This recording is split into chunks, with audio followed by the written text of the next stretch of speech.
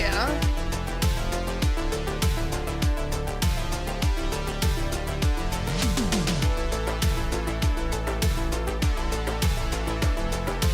Urza.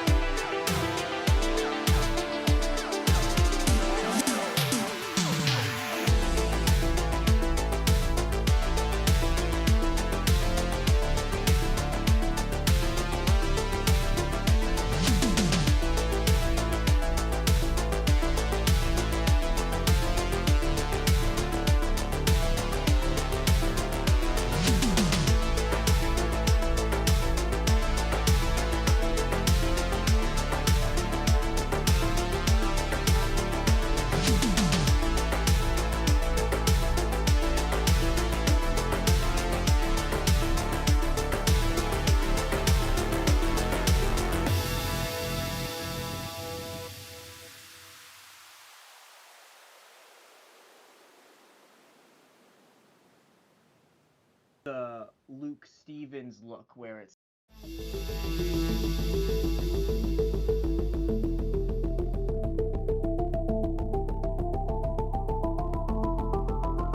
Oh, chat.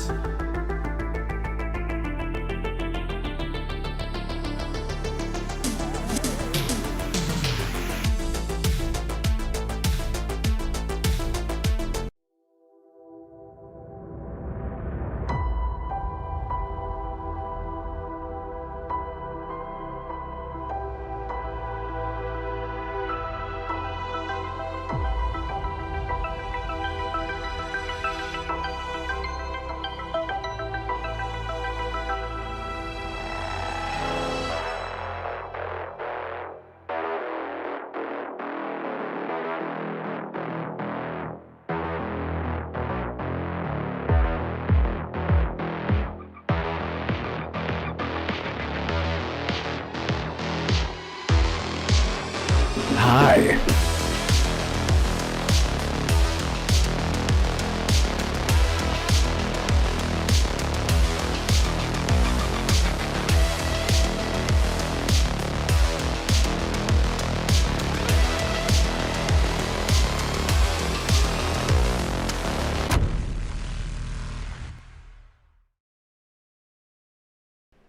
Open up my can of barbecue Pringles here, and then we're gonna have a real show. We're gonna have a real doohickey as I sip my Georgia peach tea with my Pringles for dinner.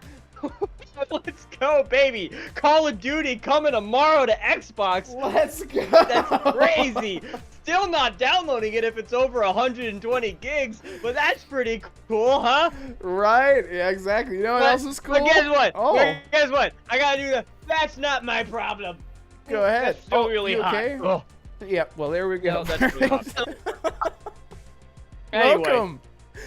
Welcome everybody to the Renegade Realm DeMarco cast.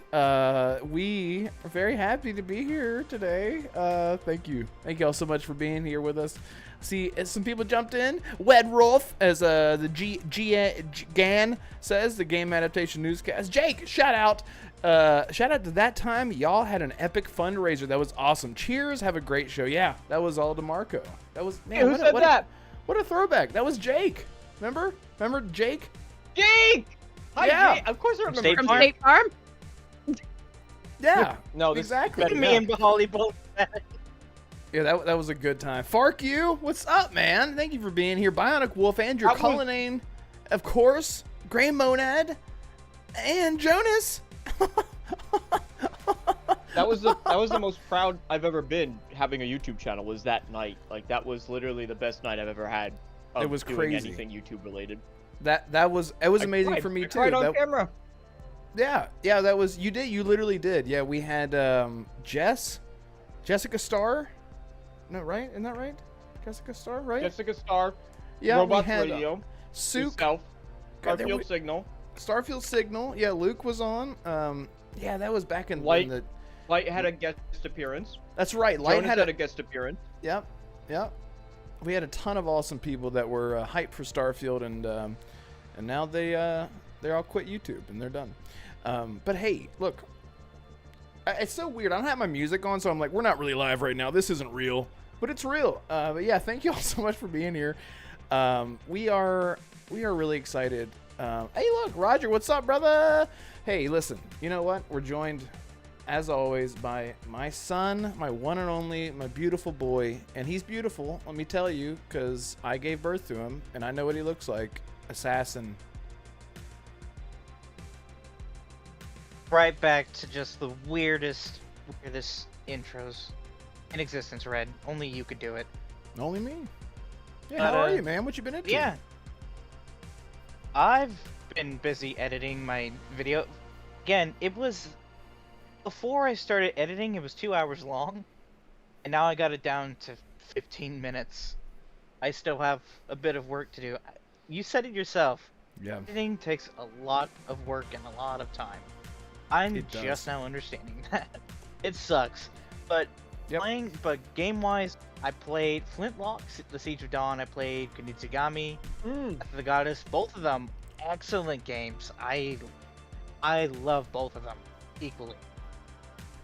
Like, Flintlock is just, if you're looking for a Souls-like that's easy to get into, that's more action-based and more or less focused on the actual combat and story than dying over and over, Flintlock definitely seems like a good contender. Kunitsugami it oozes that traditional PS2 Capcom weirdness that they used to do back in the day with games like Okami. So it's pretty good. I'd recommend both of them. So that's what I've been playing. What have you been playing, Red? Nice. Witcher 3 for the 15th time? Thanks, man. Yeah, well, it's funny. So, tried to play Red Dead 2 on PC. Tried to install one mod, completely failed. It was a great time. Spent about 7 hours trying to get that to work. Didn't work. Then I said, you know what? F it. Ghost of Tsushima on PC. I'm so excited for. It's not going to go on sale anytime soon. F it. I just hit the red button and said, I'm just going to buy it. I can't even afford it right now. I'm still going to buy it. So excited to play it. Completely fucked up button prompts flickering all over the place, so I'm about to get a refund. I actually have Steam pulled up right now, about to get a refund. Spent a good 4 hours trying to fix that. So PC gaming is just incredible. But what I have been having fun with is I've been playing Stalker religiously. No, okay. Like, here we go. I knew I was going to try. I knew I was going to trigger. He's tried to download these mods. He did not read the README. He didn't read anything about it, and he's just like, I'm just gonna click the button, boom, and installs it, and it's like, I don't get why it doesn't work! And then he freaks out, and then he complains that PC gaming and modding suck. No. Okay, listen, I understand that modding is a totally different thing. However, Ghost of Tsushima pissed me off. Pissed me so off. Okay? It's flickering back and forth from PC keyboard and mouse prompts to Xbox button prompts, and I've done everything. I've disabled Steam input. I've turned my mouse and keyboard completely off, unplugged everything. I've done everything. I've literally done everything. I've went on Reddit, argued with people. Just get good. Why don't you know how to fucking? I'm just like, oh my god. These PC people. You can't have a straight conversation with them, right, DeMarco? Anyway, so no. Immediately goes to the PC guy first. Well, listen, you just. Yeah. Oh, Jonas Get said good. I'm not on. Do I sound unclear? Do I sound do you? Let me see. not It great sounds good to me. to you guys? You sound Sounds good to me. like I can understand what you're saying. Let me check some settings. But no, you listen. Because I'm too unreasonable as a PC gamer. Keep having your conversation because I'm. You're right. We completely can't and handle you utterly- right now. You're out of control. But anyway, I don't want to give up on it, but I've tried so many things to get it. And I'm not alone, by the way. I went on Reddit, and so many people were like, "What's the problem with this?" I had to install crack or whatever the hell it's called, or rune, or all this. I'm like, why should I have to install a third-party software to play?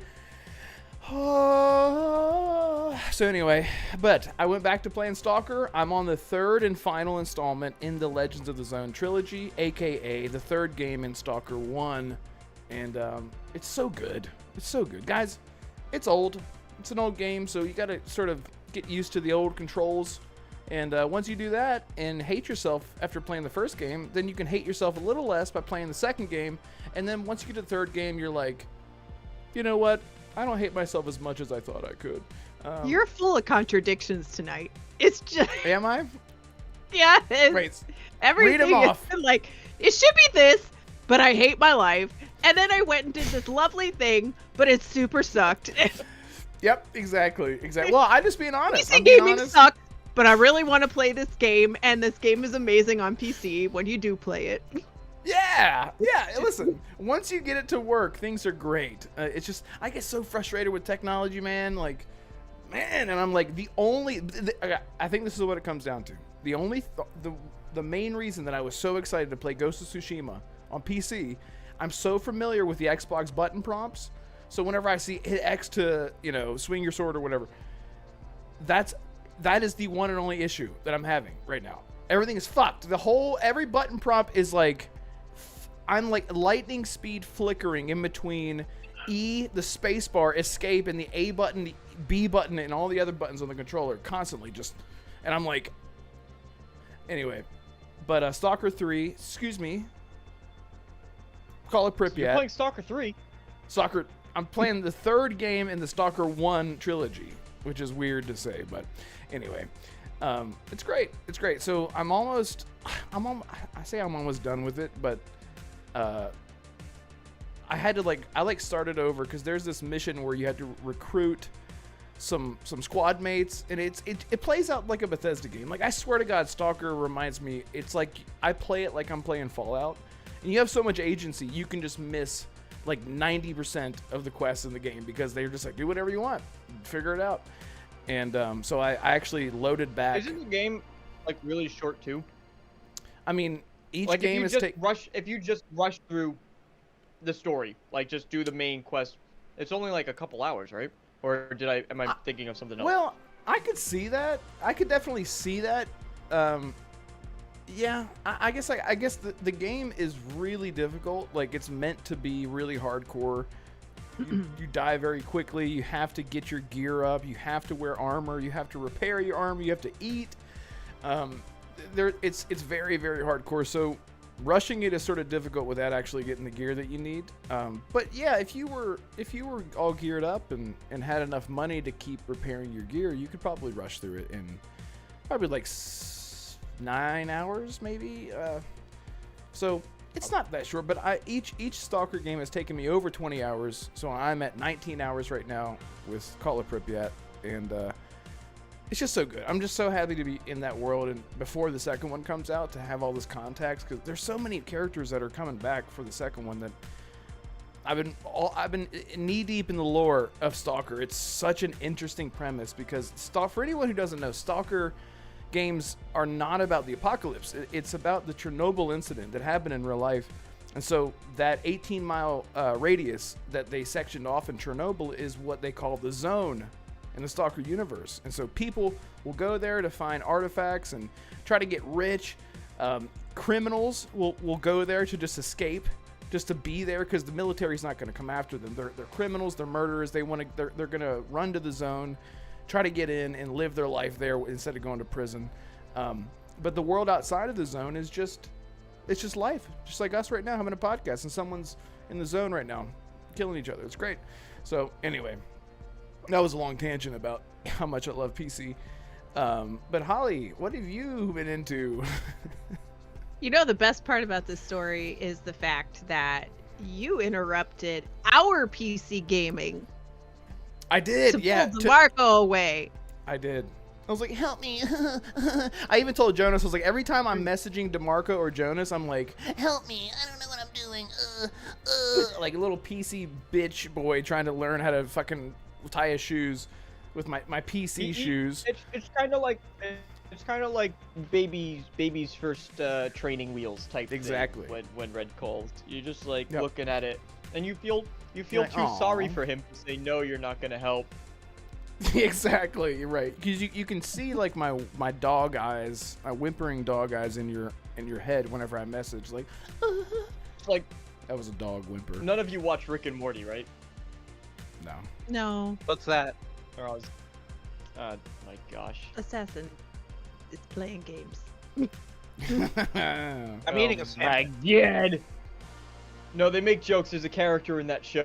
He's the husband Jerry, and they make jokes about how like Rick will insult Jerry, saying how he's just he gets everybody to do things for him because he's just so pathetic that everybody feels bad for him.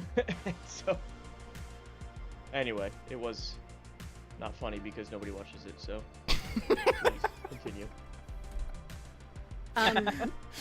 Okay. Yeah, go ahead, Holly. Hey. Yeah, I'm having issues with the technical thing that you gave me access to earlier. It's not working. So Great. if you could help with that somehow, that'd be great. Okay, I will. Let me tweet out our show. Hey guys, if you're watching, everyone in chat, if you have Twitter, tweet us out. Just tweetle us out there. That'd be great, just to get us on the road. But hey, in the meantime, Holly, what you been playing? Yeah, so I have been playing Flintlock. I have a different experience from Assassin. Oh no. I was not enjoying the first solid hour of the game at all. And then it got better. And then it got unplayable because if you are playing on a series anything and a TV that has HDR, once you go into an area where it's either a cave, an indoor building, a covered area with trees, you can't see shit. Like, you can't see anything. And I posted something out about it on Twitter, so if you're interested you can see my screenshots. And so I started messing with the gamma, turned it all the way up, all the way down, just everywhere on the spectrum, and all it did was turn the menu into this whitewashed mess. But anywhere you played, you still I couldn't think I see saw anything. that. is I bad. saw your screenshot. It was like, what It's is pitch that? black. Like, did you, Yeah. It looked like that you took a picture of your monitor, and then I realized, oh shit, that actually is your monitor. It's a screenshot you're from seeing. my Xbox. Yes. Like the only way I could figure out where to go was there was like a blue light on an enemy way in the distance, and I was like, I guess I'll go this way. And like I can't tell you how many times I've been sideswiped by enemies. And the other thing I will say is like I was enjoying it, and when you're in the like sunlit areas, it's beautiful. It's got like really great graphics. But I feel like the combat is a little wonky for a Souls game, and the other thing I've been playing is a shit ton of Shadow of the Erdtree. I've just been trying to get through that. I am so close to being done. So I've played literal Souls games, right? Like I've been playing one, and I will say the enemy types, like when they attack, I feel like sometimes they get cheap shots at you no matter what you do that aren't really fair. You won't get any warning and all of a sudden you'll get whacked. Or they have these things that are like attacks that you can't counter or parry except to shoot your gun. But your enemy will turn red instead of white, like the little dot on them, right when they're gearing up for one of those like super attacks. But the dot doesn't change to red until about half a second before it actually does the attack. So like if you're close. So I would say like 70% of the time, if you're too close to the enemy, you're never going to see that that's going to be like an unmissable attack. So those are kind of things that I get a little frustrated with. Other than that though, like I do want to keep playing. I just haven't. I'm gonna try to download it on PC because I heard that the color issues is not really an issue on PC, even with the HDR on. And I know Grey Monad keeps telling me to turn the HDR off, and I'm like, but that's against the principle of the thing. I shouldn't have to turn on and off my HDR all the time. I don't want to do that. Your game should be fixed. Exactly. I shouldn't have to download a third-party software to get my fucking controller prompts to not be glitching out. I agree. They are all doing this thing. Well, that's because of mods, so that's on you. But I'm talking about Ghost of Tsushima. Go ahead. Is that a common? I don't know if you said this, but is that a common issue? Hell? Like, is that something that people have reported, or is that just something going on with your? No, it seems instance to of the be a game? common problem on Xbox. Okay. Mm-hmm. Okay. Yep. I don't know that it's... In that case, absolutely, they need to. It's just a really bad visual glitch to have day one. Very bad. Very, very bad. It was a good sandwich. Alright. Okay. DeMarco, what you been into, man? I have to use the bathroom. I didn't do that before the show started. Go ahead. Oh. Oh, You okay. can tell how interested. You can tell how interested he is in what I've been up to. Alright, I gotta go to the bathroom. Yeah, you go ahead too, Assassin. That's fine. I'll just talk to myself. I'm and only Holly kidding. here. I'm only kidding. We'll carry I'm here. I'm only kidding. Here. we'll carry the whole show. No, I've been doing, so I was looking for a bit of a comfort game, I guess. So for probably about the 16th time, I went through Batman Arkham City, and I just think it is incredible how well that game holds up. I think it's absolutely incredible Masterpiece. how well it is. I genuinely think it is one of the best. I don't want to say it's the best game ever made, because I feel that's, or one of even, because maybe that's too much of an exaggeration, but it's definitely, at least personally, I think it is. I think it just has mastered. I will die on this hill as well. The map size of Arkham City was perfect. That is the perfect ideal. I hear people complaining. They're like, oh, in Star Wars Outlaws, it only takes 5 minutes to get from one side to the other side of the map if you're going at full speed straight across. I'm like, how is that an issue? Like, why are people finding that to be a problem? I don't get it. I don't get the obsession with massive worlds personally. I will say, start dancing. Sure, Palpy. Maybe next time. I will say though, I think as far as just an open world game, I think that has the perfect ratio of density to world detail, where you're not going across. I've seen the Star Wars Outlaws footage, and it's bare desert, and yeah, there's points of interest littered across the way, but it's just nothing. And if I wanted to travel across and see nothing, I would go to, like, just I don't know, in Indiana, and just drive through fields, right? I don't want to do that in a video game. So Skyrim was a great map size, Arkham City was a great map size. Great game. That's what I've been doing mostly. That and a lot of reading. Been reading a lot more lately. Also, I started The Bear as well, as far as shows go. Oh, me too. Dude, about. what do you think? So I have to know what you think.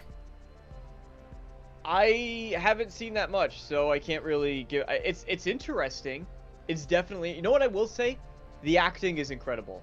The fact that they can just go from screaming at each other, just not incredible.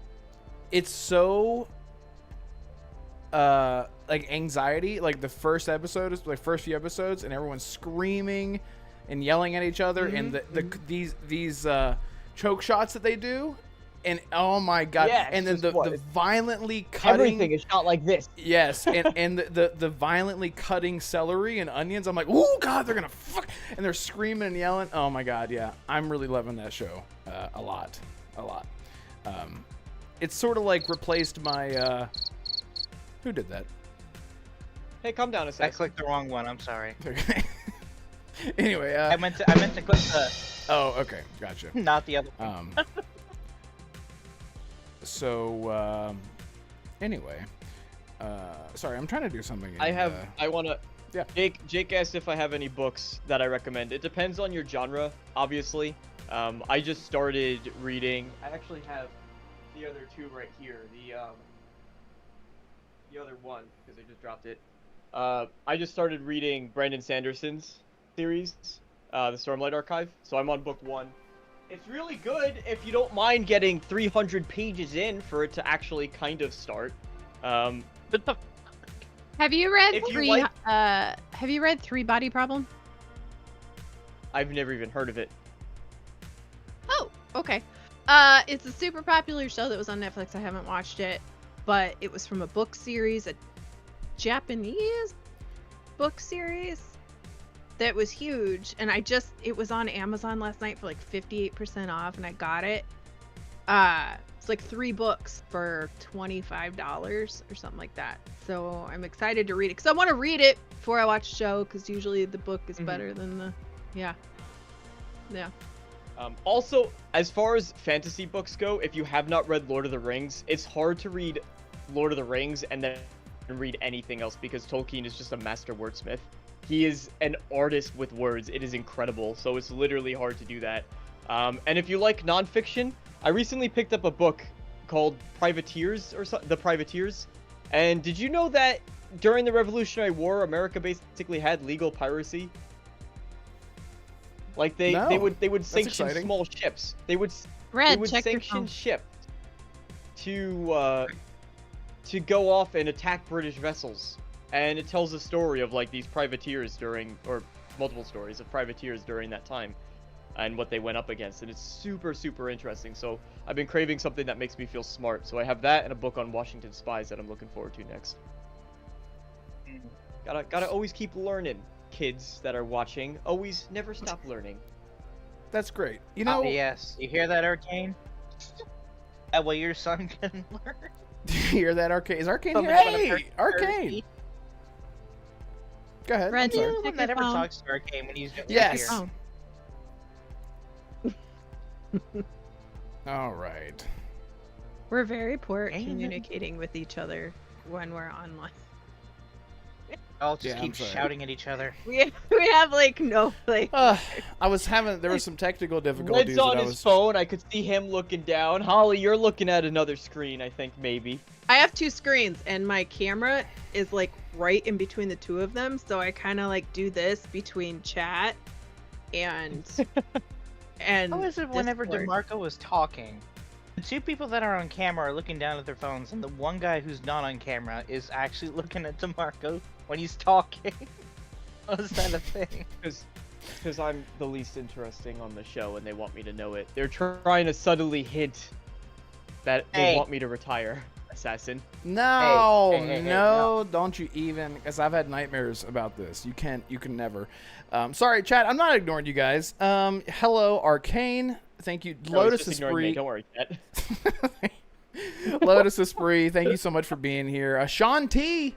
That reminds me of Shandy from Saints Row. Noise Mofo says smile. Sean T, I worked in a kitchen like like that throughout my 20s. Good show, but it gives me Dude, exactly, Sean. I agree with you. My PTSD, I'm with you.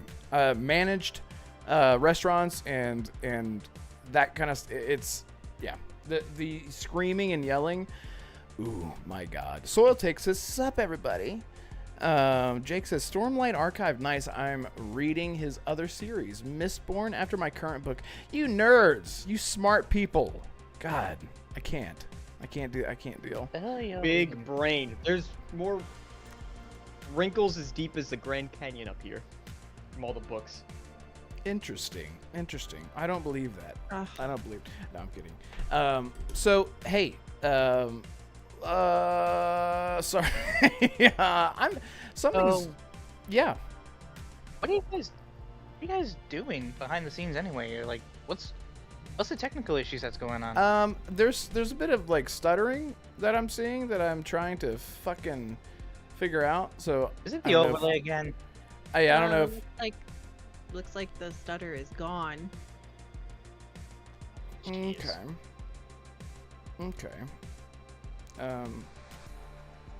Oh well. Okay. Oh well. Okay. It's fine. Okay. All right.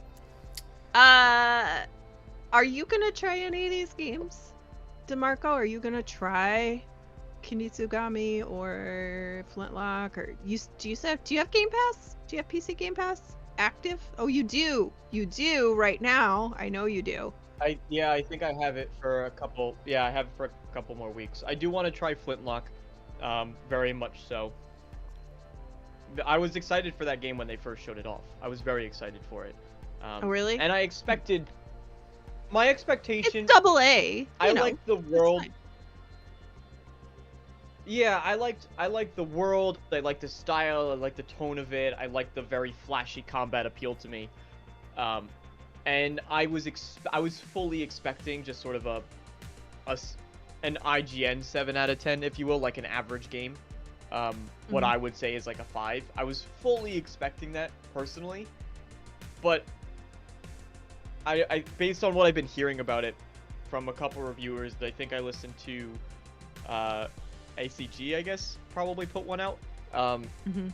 He did. It's right up my alley. It's right up my alley for what I'm kind of looking for right now. It's like I said, it's got good bones. It just has some things that are frustrating. I mean, even besides the clearly technical issue, right, that it's got with the HDR on Xbox, it's the first hour drove me nuts because you start and there is a menu, like a pop-up for a tutorial. That's fine. Every game has those, right? But it'll be a box pop up and there'll be 5 windows to click through in that one box. Okay. You'll go 30 seconds and you'll get another pop up. And there's 5 windows to go through in that, and each thing is telling you something different. And you're like, okay, so that's that to remember. So and then you go, and this happens for like 45 minutes. And I was like, I don't remember anything. Like, I can barely process what you're telling me in the first window of the one box, let alone all 5 times 20 or whatever it is that you get. I was like, just let me play. One of their developers must have looked at Far Cry Blood Dragon and been like, you know how they do tutorials in that one? Like, let's do it that way. where they're spamming you every 30 seconds with a prompt. It's like, press A to jump, like press B to crouch. Crouching activates your quadricep muscles. It's like, to look just around, let me look play, around. please. please just let me play. That's it. You know, like I will figure it out. And if I don't, you can have the tutorial section. I will come back and I will look at it for the thing I need to know. Right. Like that's kind of how I feel about it sometimes. But anyway. Yeah. And it's always better to learn by playing too. Those types of things, I hate those types of tutorials, you know. And sometimes even simpler ones, it seems overwhelming when you start reading the tutorial. You're like, okay, all right. But then when you play, it's just intuition, a lot of it. Not everything, not every game, but a lot of it. And like, there's something, there is one horrible thing where you have to do Y and left bumper at the same time, and it's just a very awkward, I don't know, it's very awkward for me. But anyway, the most of it works out okay. And I hate when people do different controller schemes in different, like they're like, no, we're gonna be different and I'm gonna map all my buttons to something. If you like to jump with A, I'm gonna put it on right bumper. You're just like, oh my god. Like, and then Red just spends an hour of your time while you're sitting there waiting for him to remap every button to the place where he wants it to be anyway, and you're like, I just want to play, because that's what happens. Yeah, exactly. Ooh, look at that. Hey, Lotus Esprit, thank you so much for the random $20 for DeMarco. So, hey, DeMarco, you keeping track of how much I owe you? No, I think it's at You owe least him 180. Oh, what's going on? Hang on, what's happening? Uh-oh.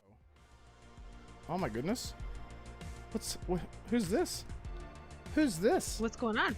I don't know. What's that? Hello? Who is this? It's Paris Hilton. It's Yeah. Paris, you sound lovely. Maybe. I should turn on my camera. That way we can see your lovely blonde hair. I loved when you called things I fat. really like that. That is a very solid hair picture, I have to be honest. So there we go. That was the technical issues that I was dealing with behind the scene. The stuttering. God, how about that stuttering, everyone?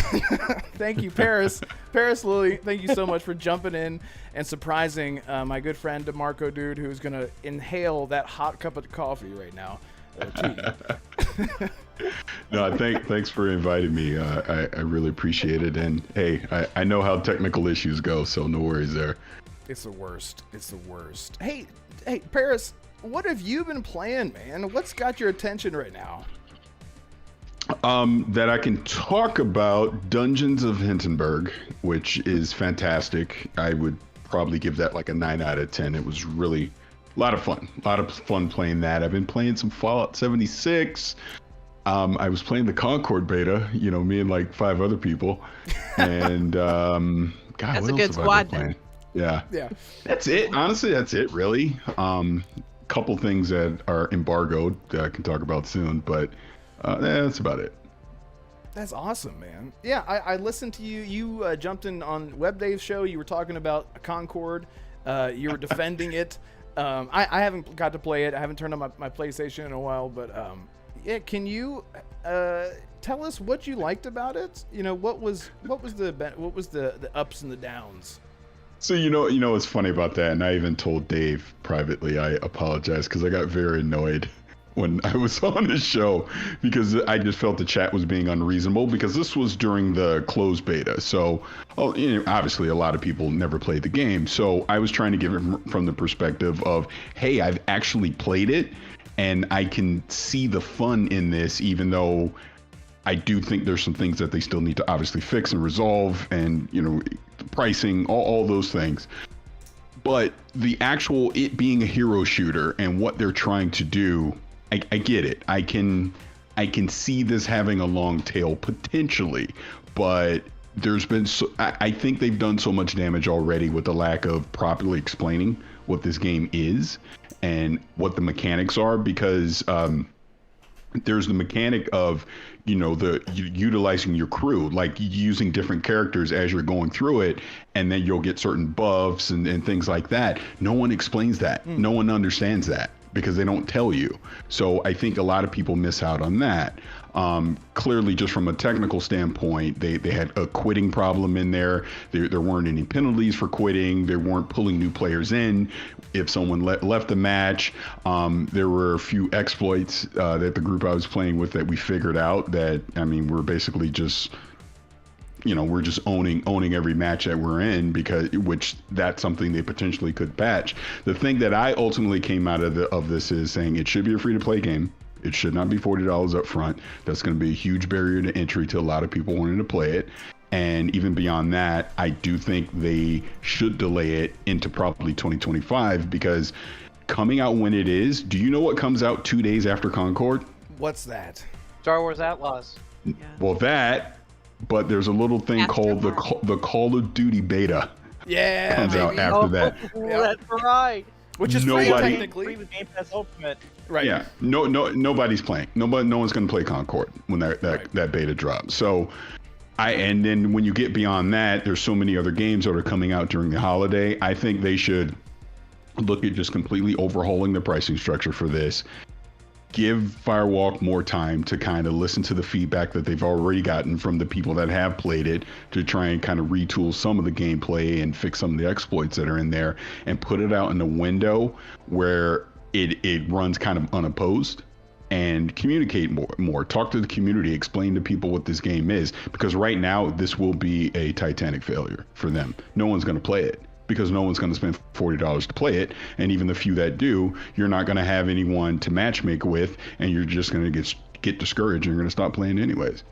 Right. That you said that really well, and I think whenever you would describe Concord to if I say what's Concord, and your friend would say it's a hero shooter set in space or whatever. Well, then my next question to that would be, okay, well, what sets it apart from Overwatch, or what sets it apart from all the other hero shooters? And my thing is that if, for example, Marvel Rivals right now actually looks really good because it's actual heroes in a PvP. That's the kind of switch up that I would like to see. Hey, do that with a Star Wars game. So Concord is really hard to sell just by the merit of being a hero shooter. So, not that I was never, as soon as we saw that cinematic trailer and we're watching it and we're going, what's this going to be? Everyone, it's got Guardians of the Galaxy vibes. And they do this whole big cinematic thing that they do with Blizzard games where they hype it up with the cinematics. This looks amazing. And then you see the gameplay. You're like, man, you just confused me so much. Yeah, I don't know. DeMarco, what do you think about what Parris has said about Concord and about the hero genre shooter? We talked a little bit about this last week. What do you think? We think it's all the things that you've heard before, right? It's the saturated market, right? And we talked about this last week. Where we said, imagine if this had come out in the wake of Overwatch 2's release, when everybody saw Overwatch 2 and they were disappointed by it, and then later on it got plagued by some other issues, and then eventually they canceled the single player portion, so now people are even more frustrated with this live service hero shooter, and then boom, Concord can come out in that window. I think we would have been talking about a completely different experience in that regard. I don't know if that would have saved the game, because it still had a lot of the criticisms where when it was first shown, a lot of people just went, eh. At least that's the reaction from audiences that I primarily saw, was just... But other than that, I don't think it really does, as far as I know. And Parris, maybe you have a completely different experience, and you kind of you talked about some of the things that it tries to do, but at least when they visually showed, I can't remember the name, but the hero shooter that has that card system, that looked a little unique. Fragpunk? Yeah. Fragpunk, yeah. That's something I say, oh, there's a cool gimmick. Like, maybe it's a gimmick, maybe it works really well, I don't know yet, but that's something that could say, hey, at least I'm willing to try to give this a genuine try. And Concord never sold any of that to anybody, so how is it going to drag audiences in? And they didn't. And I mean, and there's the weekly story element, so to speak, that goes along with it. But even that's not something that's going to get people to come in to play like, ooh, I got to see what happens every week on the story. It should be a nice add-on bonus to the actual, whatever the actual gameplay loop is going to be. I mean, like I said, I'm at the point now where I almost feel like, okay, delay this thing, don't put it out in its current state. Maybe even look at some type of PvE component that you can put in there. They have to do something to differentiate themselves from Overwatch, from Valorant, from X-Defiant, from Call of Duty Warzone, Fragpunk. Hell, I'm gonna jump in the Marvel Rivals beta today. So there's so many other competing things that are out there. And then what do they all have in common? They're free to play. You don't have to spend any money up front. First Descendant is out right now. Wasn't necessarily my thing, but that's something that is obviously very popular right now as well. So there's just very stiff competition to try and jump in and play a game of that genre, and you're asking me into this current market to spend money up front. People are just gonna go, why am I doing this? I'll just go play something else that actually grabs me, that my friends are playing. And if we invest into, and hell, I didn't even mention Fortnite. I mean, that's the king of everything right now. That's what everyone's playing. So I don't know, it's almost wrong place, wrong time for Concord, unfortunately, even though I did like it, but I can honestly say I didn't like it enough that I see me investing hundreds of hours into it in its current iteration, unfortunately, because it's just not going to be the population of people to play against. You're going to be in a loop of probably a couple thousand people, and eventually that's going to fall off too. Yeah, I think games like yeah, go ahead. Oh, the story elements, right? They have these weekly. Does that actually change anything about the trajectory of the game, or do you just? No. So you just sit there. You're like, all right, I'm gonna watch this weekly scene, and then I'm gonna go back and play the same exact game that I could get a better experience with somewhere else. Like, cool. Like. Right. So it's not like your progress is like what Helldivers 2 had the whole gimmick where you could literally affect the game world. Again, you're not doing that in Concord. So it's an artificial story element that most people are not going to care about after probably the first couple weeks anyways. They're trying to catch that Saturday morning cartoon audience. You brought up Valorant too, and there's a rumor going around, right, that Valorant is going to pop up on console very soon. And like, Valorant's huge. Not my thing, but it's huge. And once that pops over, I mean, you know what I mean? There's just so much out there. I mean, look at, like, free to play can be a fantastic experience if you do it right. Like, look at Warframe, like how many years that doggone thing, right? And just, it's got a community. But it's really, I don't know what they were thinking with this. I think I was like one of 3 people who was actually like, oh, this looks kind of cool, right? This looks pretty good. I might actually like play this. And yeah, it's kind of a clone of Guardians of the Galaxy from the preview. I did not play the beta. I did hear a lot of people say a lot of good stuff about it, but it just, it had a Drax. It had some, it had some of those, right? Yeah. But, and that's okay. I don't have a problem with that. But the marketing window, as far as I know, the first thing I remember seeing for Concord was that the state of play in May. And they're releasing it in 3 months. And to me, that doesn't show a lot of support or a lot of confidence in the game, right? To do well, just because it's such a short window. And then to put it out a few days before Astrobot. And then some of the other things, and then this fall is completely stacked, like you said. It's just a bad window, a bad window. You don't want to be anywhere near. Yeah, you don't want to be anywhere near a Call of Duty if you are a shooty. It's not a single player experience. The Mrs. Freeze Suicide Squad release is coming out too. So are you excited for that? Man. What's going on? I don't even. It's a whole rabbit hole. Assassin, you got something to say, huh? I mean, all 4 of you have basically touched on everything I wanted to say. Look, honestly, there's really nothing else I could say other than the fact that Concord, I do agree with Parris. It needs to be pushed back. I mean, just the games around week it releases, we have Black Myth Wukong, we have Star Wars Outlaws, which I mentioned earlier. We have Call of Duty Beta, which Parris mentioned, which is free to Game Pass Ultimate subscribers. So if you have Game Pass Ultimate, you can actually play the Black Ops 6 Beta for free. Another point of conjunction, another rival that Concord would have to face. There's just too many games and not enough time. I wish Space we Marines. could live on borrowed. It's very soon after, Oh, yeah, and that's a co-op game. Space Marines. We I have can't wait Age of for Space Mythology. Marines. Stalker September 2 comes out 4th, we have a week Stalker 2. after. Oh, Yeah. Parris, preach. Are you excited for Stalker 2? Yeah, I played it at Summer Game Fest, right. and yeah, it looks really good, really good. I mean, I only got to play it for about 30 minutes or so it was a Okay. very small slice. But yeah, I was digging what I was seeing, and I definitely want to play more. So I mean, Are you allowed to talk about that? Yeah. I mean, I talked about it back in June during Summer Game Fest. Like I said, it wasn't a long play time, but I mean, it's on Unreal 5. It looks really good. You know, it obviously wasn't final, so the controls were a little quirky, but Yeah. the idea of what they're going for in that, I mean, that world looks fascinating. So yeah, I definitely want to jump in and play more, and it's on Game Pass, so why not? Right, exactly. And with everything that they're going through, you know, it sort of gives you like a, I don't know if incentive is the word, but like you want to like back them up, you know, for everything that Yeah. they're going through, you know, the real world stuff. But I've been going through the entire original trilogy recently. I've been playing it, and it is super janky. It's very old.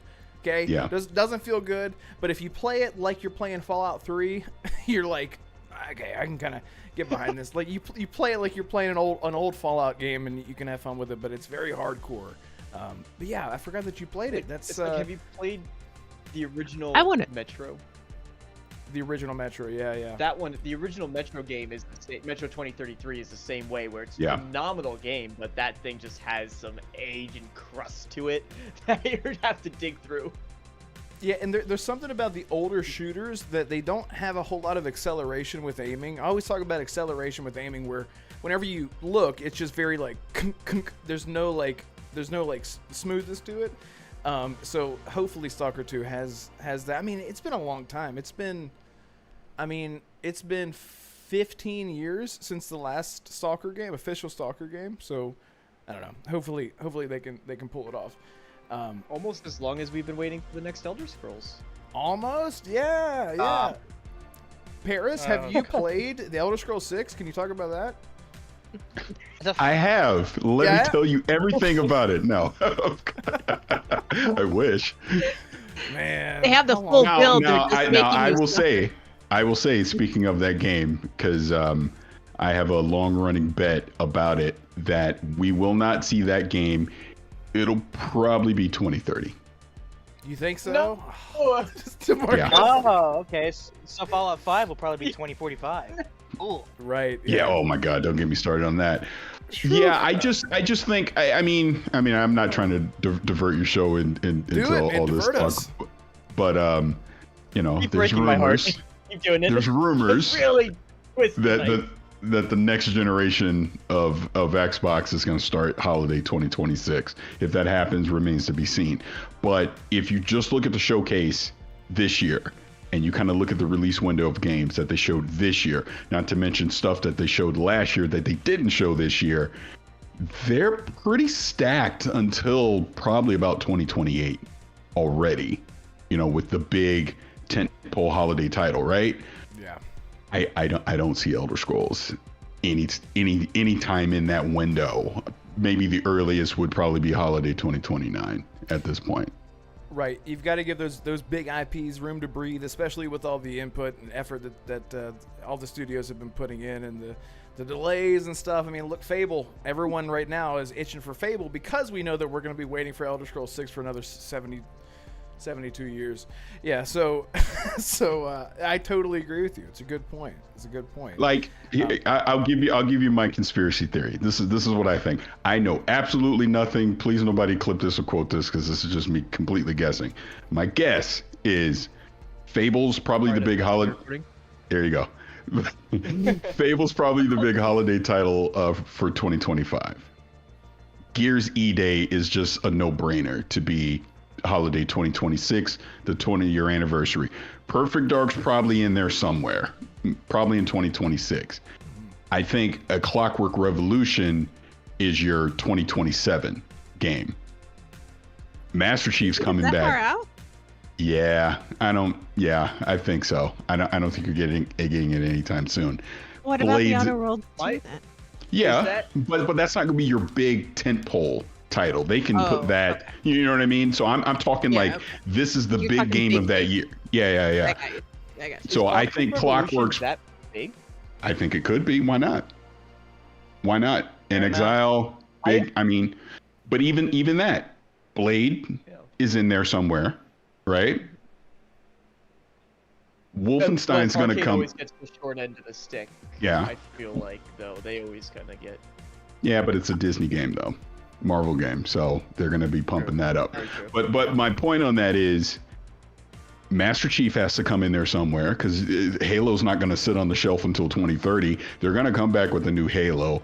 I'm guessing probably 2027, up in there somewhere. 2027, 2028. Elder Scrolls is after that. That's my guess. Well, folks, Okay. you heard it here. The full lineup for Xbox. Predictions. Yeah. You heard it here first. man. Red, unfortunately. And I'm probably so wrong on all of it.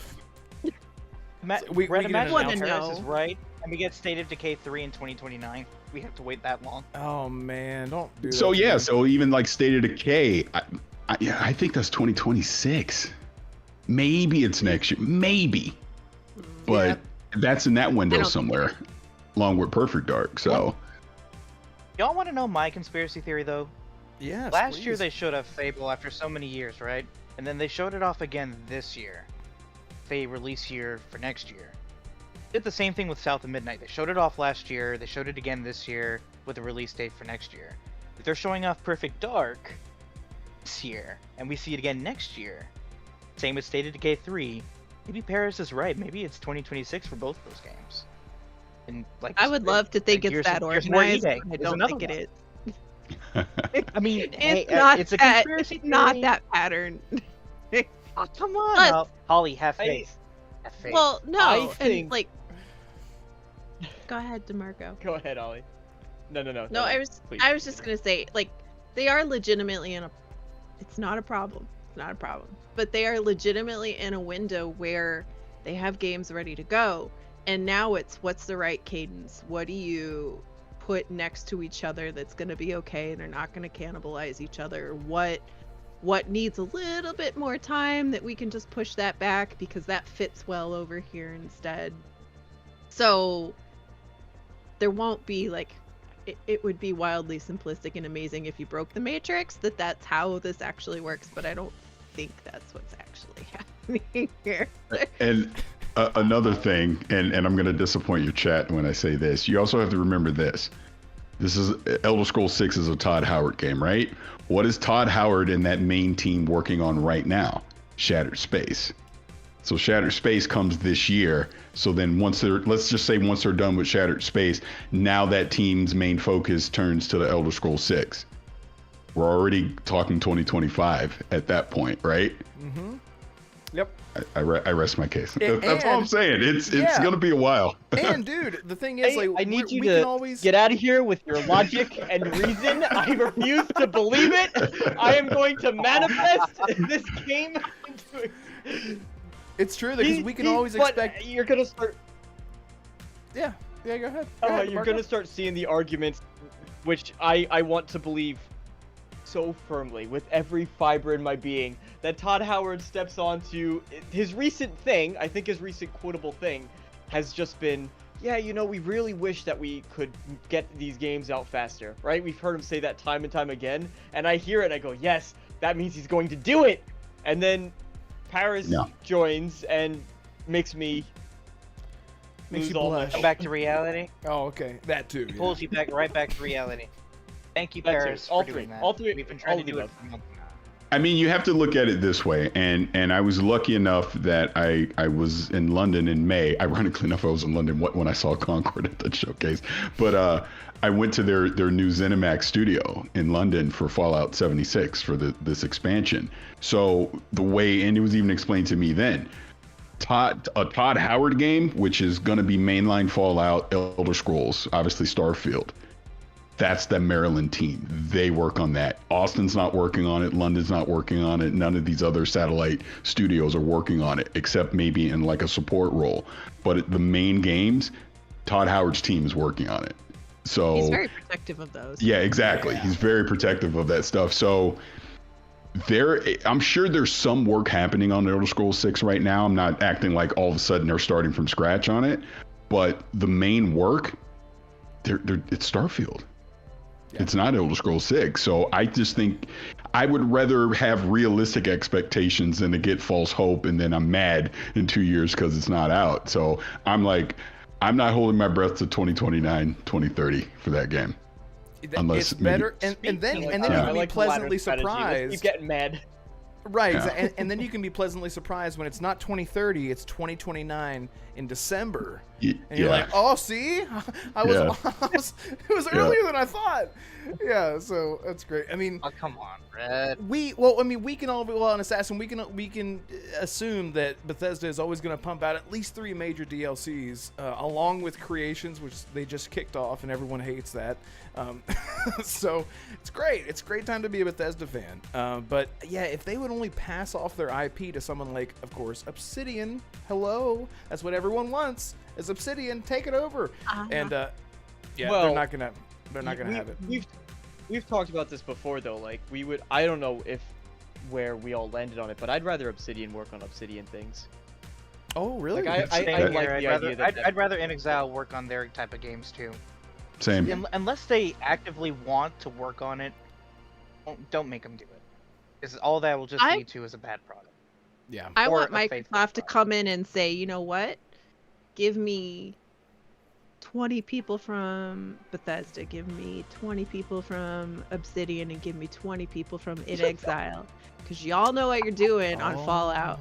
And let's make a baby. Oh, let's make a baby. I was just and put them Fallout, baby. in their own little world. Give them what they need, and let them do their thing. Because they're all very well known for their own stuff with Fallout. What? Holly, you're talking about taking developers hostage and putting them together in a room.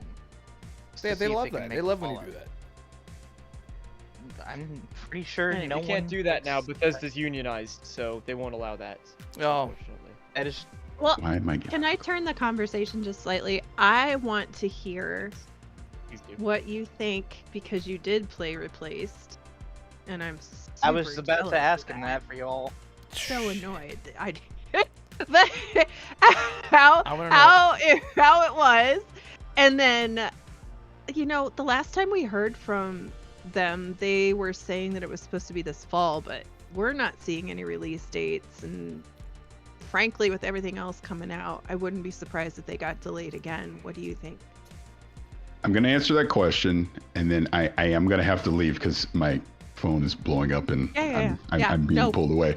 But so I got to that was the first thing that I played when I went to Summer Game Fest, and it was cool. Like, the devs that are working on it were not there, so Xbox was handling it, so I didn't get to talk to them while I was playing it. But from a visual standpoint, I mean, it looks so good.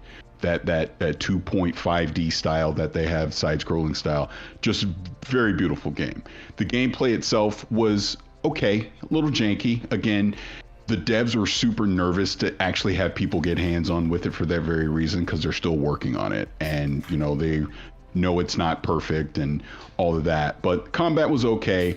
There's kind of an exploratory mode that was in there, a couple puzzle elements, but I mean, it looks really good. I'm excited for it. Now, I did a Twitter Spaces, I don't know, month and a half ago, and I've talked to some people from that team. So the creative director came into the space I was in and came up, and we were talking about it, and was very careful about they don't want to commit to a release date.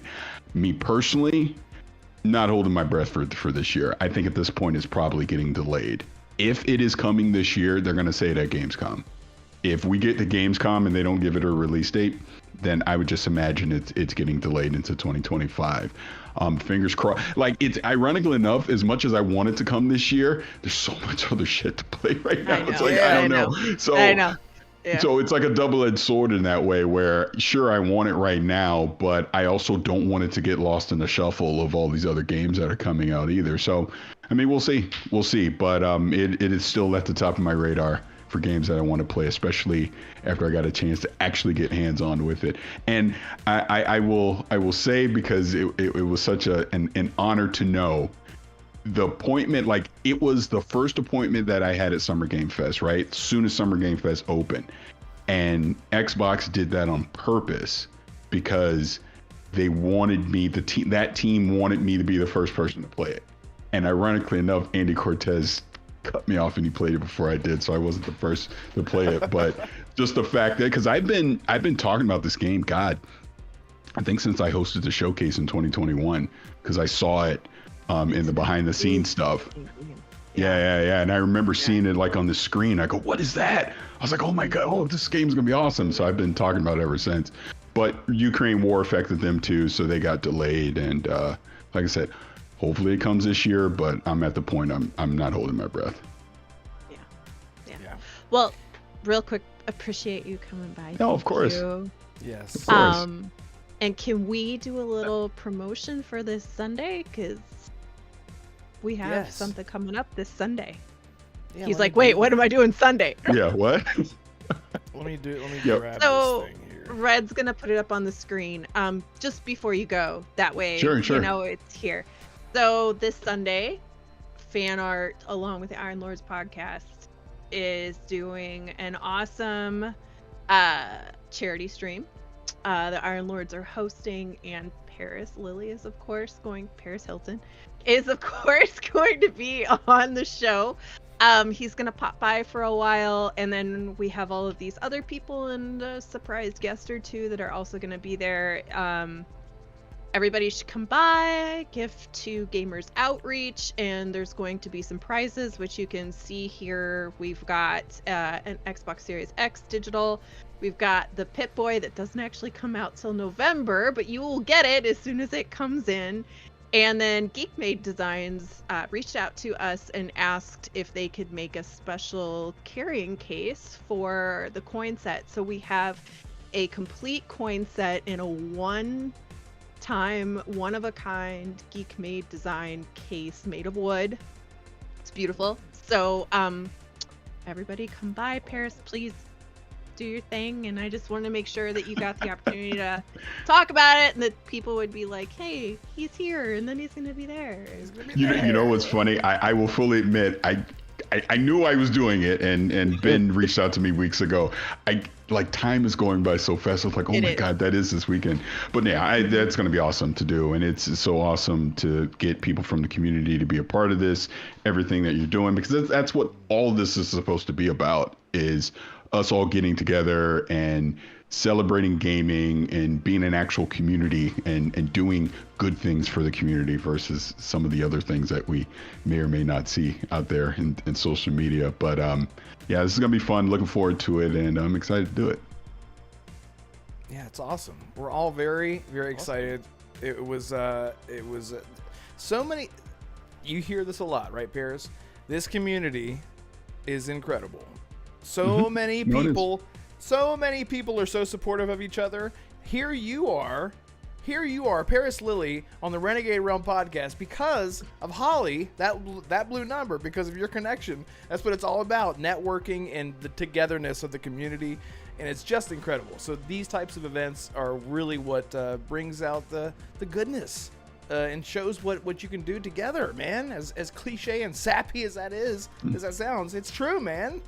Yeah. No, it is. And I will also say, before I get out of here, the even better part is the in-person events. When you get to have that face-to-face, you get to see people in real life and sit down and have an actual real conversation versus the stuff that we do online. And right. Holly knows because I told her how bad I felt like at Summer Game Fest. I was so busy at there. It was like there were so many people that I just didn't get to see. I saw her for 2 minutes, maybe 5. Yes. If I was lucky. You owe me like 8 drinks, dude. I know, right?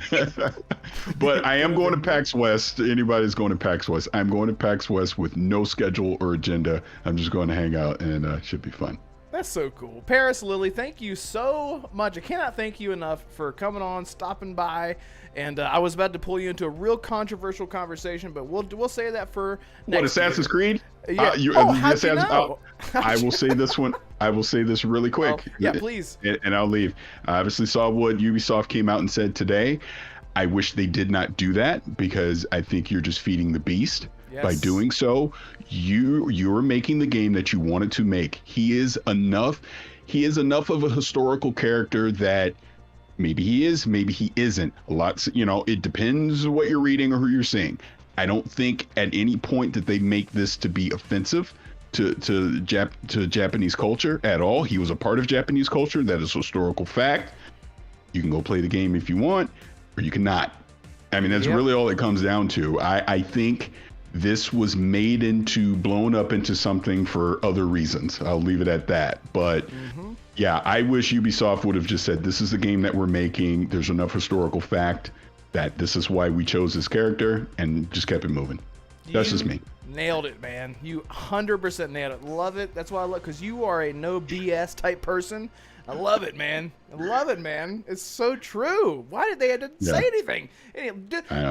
Listen, Parris, you have a real life to live. We're gonna sit here and do this thing, and you go do the important stuff. We're gonna waste our Parris lives. Lilly world, the Parris Lilies of the world know what needs to be done. I don't know what the hell I'm talking about. Anyway, thank you so much. No, thanks for having me on. Marco, do you guys want to say goodbye? Yeah, DeMarco, this was, by the way, this was all for you, DeMarco. So just so you know, this was all a setup for you. Assassin knew, Holly knew. So I can get face-to-face time with the Paris Hilton. That's amazing. Right. Hey, I'll bring Nicole Richie with me next time. It'll be fun. There you go. Yeah. Now, you guys have a good rest of the show. Yes. Thank you, Parris. Thank you, Parris. Thank you so much. Take care, brother. Thank you. All right, catch you later. Boom. Look at that. Anyway, well, that's the show, everyone. No, I'm kidding. Oh, man. So there that was. So now that Dad's out of the room, we can cuss and talk about illegal stuff and stuff. Anyway, how cool is that, man? Yeah. How cool is that? Parris, Lilly, DeMarco, how do you feel? Just like that? Dude, I've said it so many times that I think he's one of the best voices in gaming today right now. Like, literally, he exemplary of his take on Assassin's Creed, right? If I know we're probably going to talk about it further, but I was always confused by this. I always looked at it as, hey, Assassin's Creed was always a historical fiction thing, and they're making a game that is supposed to be interesting with the characters that they want to talk about and write about, and there's nothing necessarily wrong with that, because it's always been fiction. I mean, you have the Pieces of Eden was the whole plot of the original Assassin's Creed games, right, which have no basis in fact, and he's able to articulate these points in such clear, concise, and just, as you said, Red, no BS ways that I wish there were more voices like that, and I wish there were more content creators who tried to take that type of approach to their content versus trying to dramatize in every area possible. So that was amazing. Love to see him. Love to get to talk to him. I want him to narrate just a whole series on, like, have you ever seen the Warhammer? They took like AI voice and they did David Attenborough, the guy who does all the nature documentaries on Netflix. Oh, and yeah, such. yeah. They got him to narrate like the Warhammer 40K lore, where they're talking. Yeah, but imagine that, but they're talking about Space Marines and goblins and orcs and all, like, just series of just fake of shit. Of Parris doing something like that. I would fall asleep to that every night. I would tuck my phone right under my pillow, fall asleep to that daily. That's amazing. Nightly. That's amazing. Well, look, Ever so you slightly. can chat. Let me know what you thought of Parris, and only say good things because there's only good things to say. But Holly, you are to blame for this little surprise for DeMarco. So thank you for doing that. Really, really appreciate it. Because I couldn't have done that. He'd been like, "Who the hell are you?" No. So he is so nice, and yeah. So as far as So I guess we're talking about Assassin's Creed now. Parris said it the best. They shouldn't have said anything at all. I feel like this was like, you can't even call it damage control. Like, no damage has been done. It's just people exposing themselves for being the word that we all know. And now look, there is a topic. Bergs? Is that a thing? Turds. There you go. For being shitheads. Yeah, exactly. Yeah, it was really surprising that they did the whole, like, I joked about the CDPR. CD Projekt Red started this whole, let's blow it up in a big yellow background in the theme of cyberpunk, and let's apologize for whatever is happening at the moment. And every developer has done it ever since.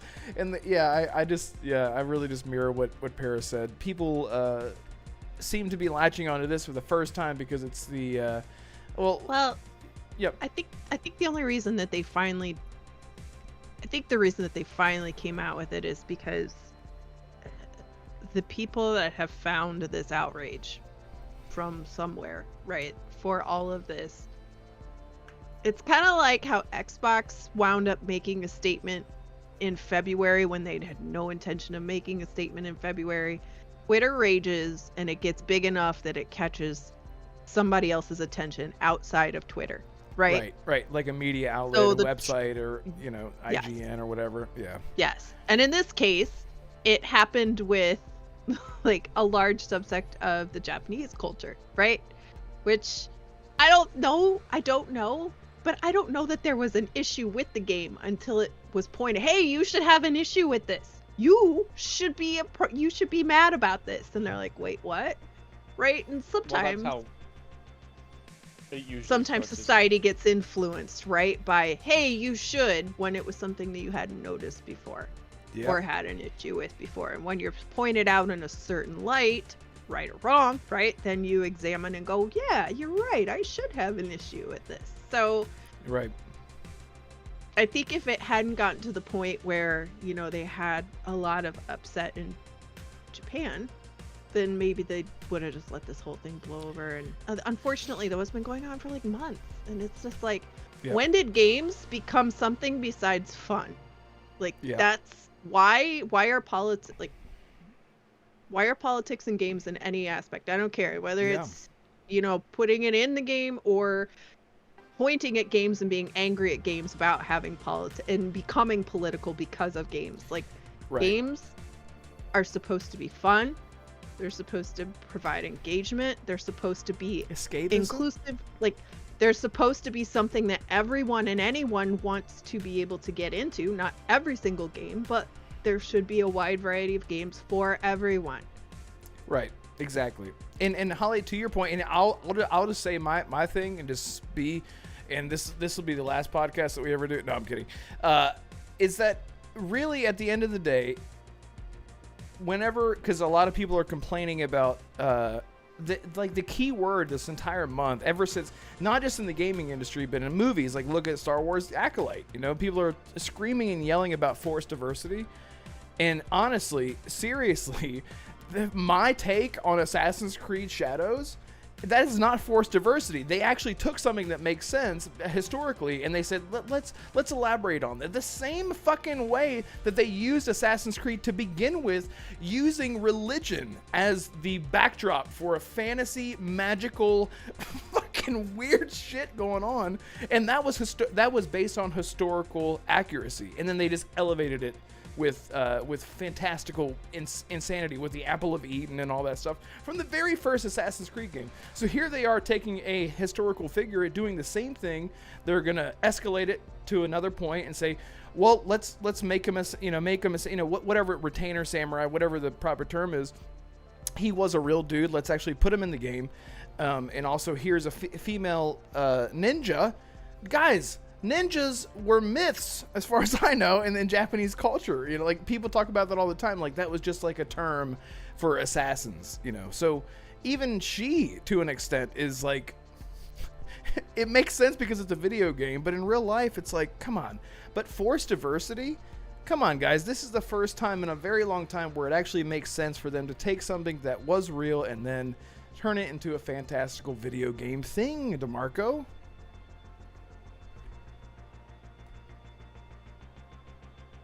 Yes.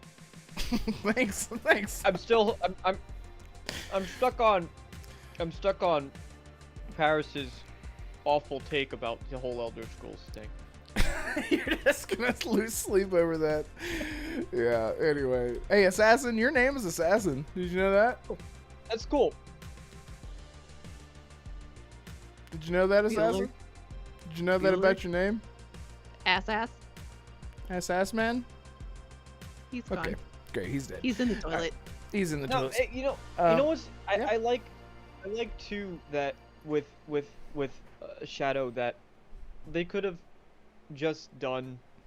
I think that's an instance. You talk about forced diversity. I think it's clearly an instance where they could have just had, Japanese characters, but they found an opportunity to make it different, and not just because that character didn't that person didn't exist. That they're pulling from real things, like you said, and expanding on it. Doesn't that make it more interesting? Doesn't that make it more like, right? It makes it more interesting to me, and it also makes it more interesting in the sense that they can, because it's a historical fiction game, that they can take it in some new, really creative directions that aren't necessarily tied down to this is factually how it happened and it has to work this way, and they're constrained without the freedom to create and think outwardly in that way. So I watched a video Colt made, which I think he took down. I talked to him on the phone. I was like, bro, go ahead. I don't know why he did it, but so he'd made this video about this, right? And as he was talking and I was reading some of the comments, I was thinking about it myself. And in TV and movies, when they take a historical event, they usually dramatize it, right? To make it entertaining enough to keep people's butts in the seats for the length of the show. The A to Z is a little windy, but usually the historical facts at the beginning and the end and a few points along the way are met, right? But it's called, and they say it's based on historical facts, but it's been dramatized, this is fiction, etc., right? But then we have documentaries, right, that just present facts about, you got from here to here, here's what they found in between, whether it's true or, all of the in-between stuff we don't know. It's up to interpretation, but here are the facts. Wouldn't it be interesting if there was why don't they do something like this in games? Why aren't there documentary style games, right? Where it's and you would say here's a historical fact. We start here. Here's historical fact, right? And then you play however to get to the next point. And then you'd have something that would indicate this is a defining moment in the Battle of Normandy or something like that, right? And you would have these very specific markers that are this is based on documents from whoever's, whatever. And it would be more of a factual based game. It's not going to get everybody, right? But there's a lot of historical nerds and people who like history that would love to do something like that, right? And you would still have some fun in between to get to, but still learn something. And then you have games like this where you're yes, there's historical facts within this, but there's not enough for us to fill in the blanks.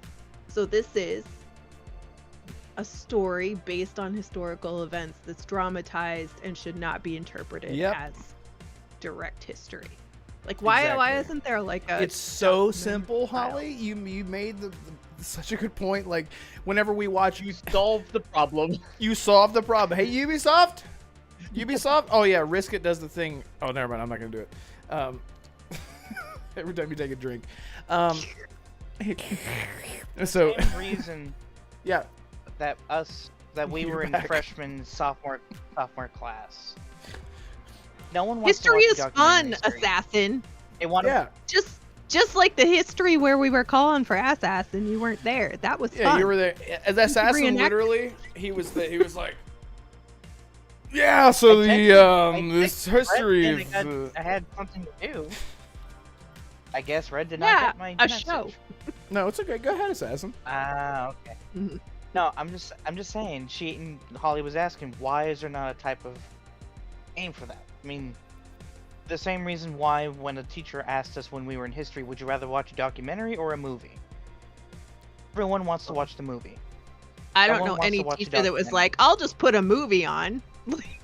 Like, it's always a documentary. When I was in Right. ROTC, almost every week we were watching either Saving Private Ryan, we were watching some sort of historical military movie every single Public time. school system has failed us all. It did. No, it but- did. But you know what? It's the same thing as people who like to play Microsoft Flight Simulator or like to play Forza, not Horizon, Forza, right? Like people who really like those in-depth, very detailed, as close to reality as possible. There is a subsect of people in gaming, plenty, I think, that would definitely do some sort of documentary style game and enjoy the heck out of it. What we should be getting is maybe Kingdom EA Come should Deliverance. actually look up some historical facts, and we actually follow real soldiers in Battlefield, and actually live Wait, out some of didn't the they things that do- they've done. Didn't they No, kind of those do were- that with Battlefield 1? They kind of did that, but It was- none of those characters were real, or none of Oh. them were actual soldiers in the war. Oh, I thought that was actual stories. So I guess the No. marketing just worked on me then. They got you. They got you. Yeah. For once, EA Well, got Battlefield you. 1, I think, is the best recent. That's the only good the most recent good Battlefield game we've got. So I enjoyed it for other reasons, in my opinion. But Well, if you're gonna do a video game documentary type of video game, it would have to be military based, because I don't know. Does anyone want to spend I think- or play a 20-hour No. game of how There's Rick Ross made tons the of first McDonald's things. burger? You could do the Kingdom Come JFK Deliverance was a Kingdom I Come thought he was about Deliverance to was a say Kingdom historically Hearts. accurate. No, yeah, well, yeah, too. But no, yeah, well, yeah, Kingdom Hearts, Kingdom Come Deliverance was a historically that was a whole basis Kingdom of the game. Hearts Deliverance. Kingdom Hearts. Mickey in real life. Mickey. That's not how mouses Mickey look. 1392. He steps in a snap trap. Hyper Oh boy! What's going game on Hyper here? realistic Mickey. Oh, my tail! Kingdom Hearts 4. Sent back in time to 1352 and Kingdom Come Deliverance 2. Only if the would be a Toy great Story plot. characters get to go as well. Oh, that'd be sick. Can you imagine like a rated R version of all that? He's like, what the fuck is going on here? Oh, my leg just got Yeah, blown they off. could do that with Steamboat. I think Steamboat Willie's in the public domain now, so Steamboat Yeah, they're Willie? doing one of those Winnie the Pooh movies. They're doing a Mickey one. Okay. For the horror Winnie one? the Poohie? That didn't come out as Good, well as I I I hate watched this it. book. It was really, Um, really bad. Hey, Colt! Colt says, Colt, what's up, Donald bro? Duck was in fact the raising of Scallops. I texted Colt. By the way, Colt is the one who saved the entire show. I don't know if anyone could tell that my shirt probably blended in with my face because I was like so frustrated and mad because I couldn't get shit to work. And Colt's like, "Hey, just press this button." I'm like, and then it worked. So anyway, thank you, Colt, so much, bro, for. Without Colt, we wouldn't have had Parris on because I know what the fuck I was doing.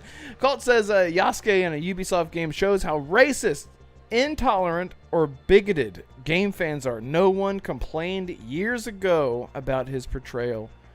About his portrayal years ago?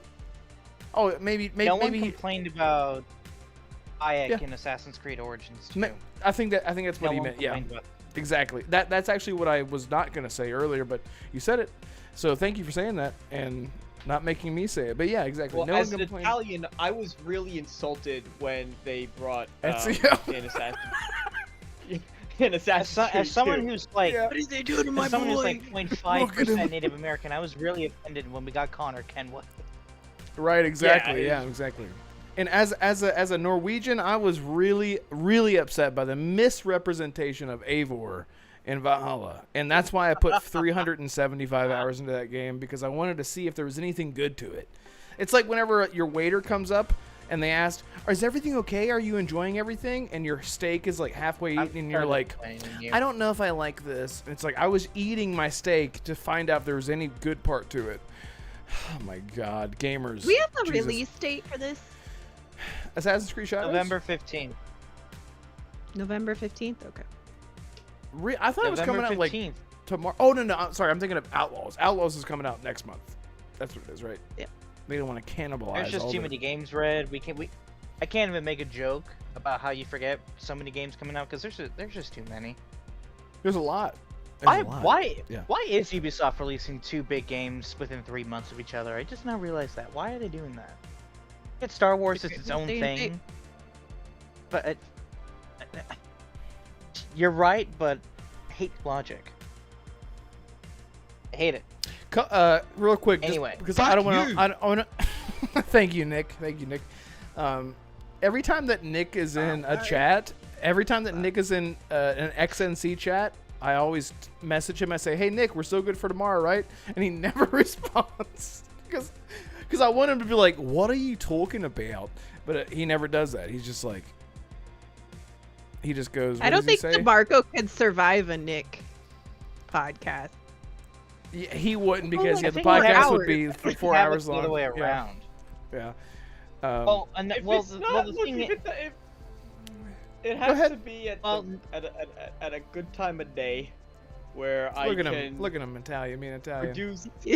well, see, the thing that- about Nick is that most after of I've his eaten beliefs some are pretty much in line gabagool- with mine. There you go. So a good meal before the podcast, that would do you. I need some. I get some gabagool. I load up on pasta and ziti and some meat the balls. What's- And you know, What's maybe in a gabagool?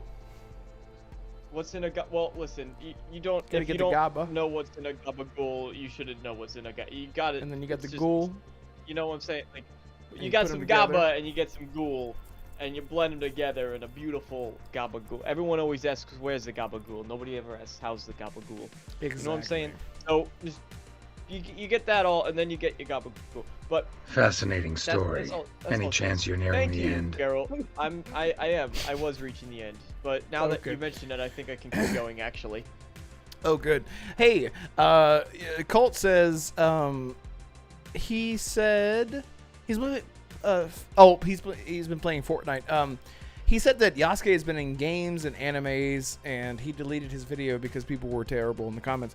Yeah, people were just being it's like they click on the video, don't even watch it, dislike it, and then just rage about it. Like, you didn't even mention the thing that you mentioned later on in the video that I didn't watch. It's so frustrating. So yeah, Colt, I get you, man. Just like your Starfield video. Just like my any Starfield video that I make, you get people that are like, "Oh, I'm so 90% of people, I'm so excited. Oh, this is great. I love Starfield. It's so great. I'm so excited about this." And then you got the 10% of people that are like, exactly, perfect timing.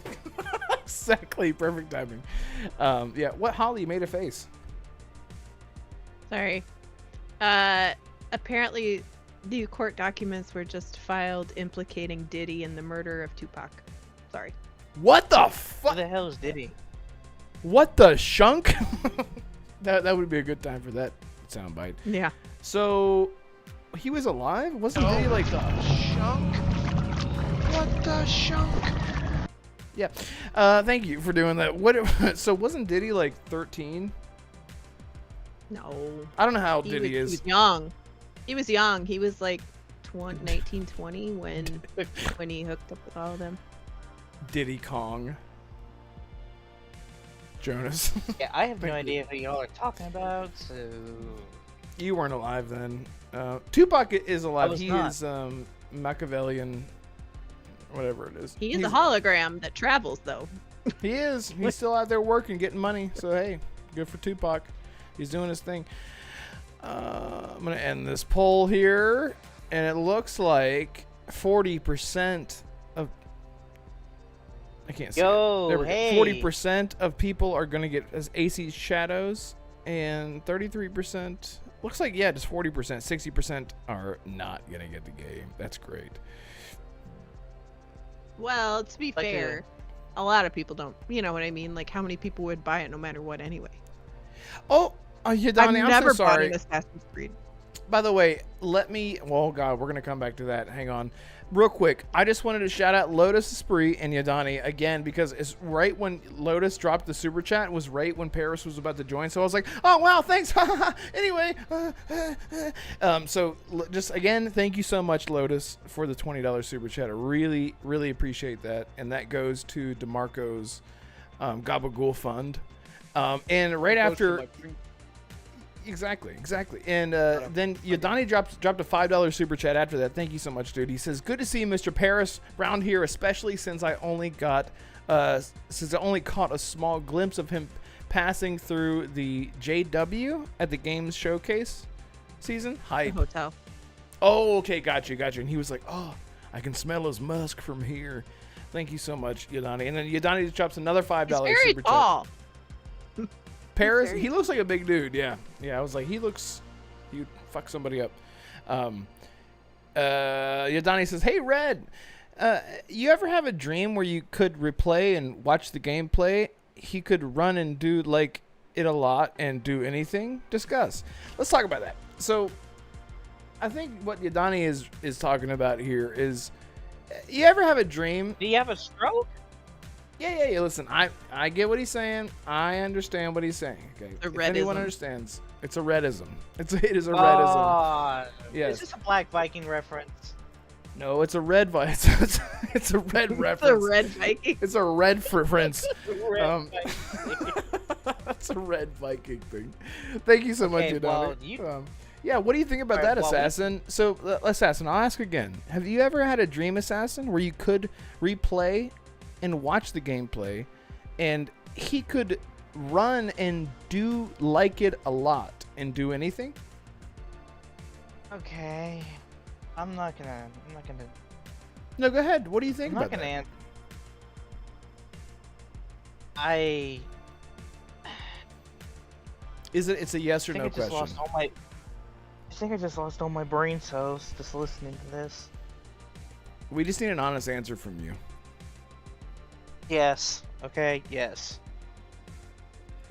Wow, that's controversial, but All right. Before you even say anything, I just want to shout out someone else in chat. By the way, Infinite Yeah. Umbra. It's good to see you, bro. Host of both the Fix and the Infinite podcast. Yo, I'm so I know sorry, I guys. stole that title from Risk It and gave it to Umbra, but he deserves it. That's awesome. Yeah, thank you so much for being here, everyone. Congratulations on And I have been neglecting the chat because we had Parris on, and I was like, juggling. Which ball do I juggle? So many balls. Yeah, thanks, Umber, for being here, man. I really appreciate it. And shout out to Talos Ray. It's okay. Hey, Shepard. Shh, it's okay. Gray Monad is here. Talos Ray, Jonas, of course, Udani Kazada, King Styles, Lotus Esprit. Eminem already told us about that years ago. Okay. Listen, Eminem. I had no idea. That's crazy, really. No doubt, Umbra says. Not Yeah, surprised. a great band. Anyway. That's Gwen Stefani. Is that what you're referencing, Umbra? He's not, but anyway. Red was schoolboying all over Parris. I don't know if I was, but somebody else was. It was great. DeMarco, what was your immediate thought when Parris Lilly jumped into the chat? Were you like, is this real life?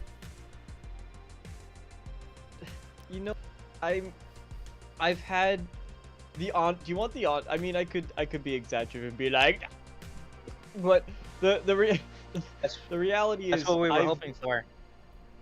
I've spoken to a lot of large creators. Like I've hung out in a private Discord call with myself, Just ESO, Camelworks. That's right. You told me about that. Yeah. And that was huge. And once you do it one time, you very quickly realize just how much these are normal people. People, right? bro. There's that Preach. Yeah. Yeah, there's that initial thing where it's really incredible and you're like, oh my god, and you know you might be choke up a little bit and you know get nervous or whatever, but after kind of that first time, once you have the opportunity to sit down and have a real conversation that's not necessarily just about games, because we were just talking about nonsense. I think we were laughing for maybe 40 minutes about Animorphs when I was on that call with them. Like, it was just absolute and utter nonsense.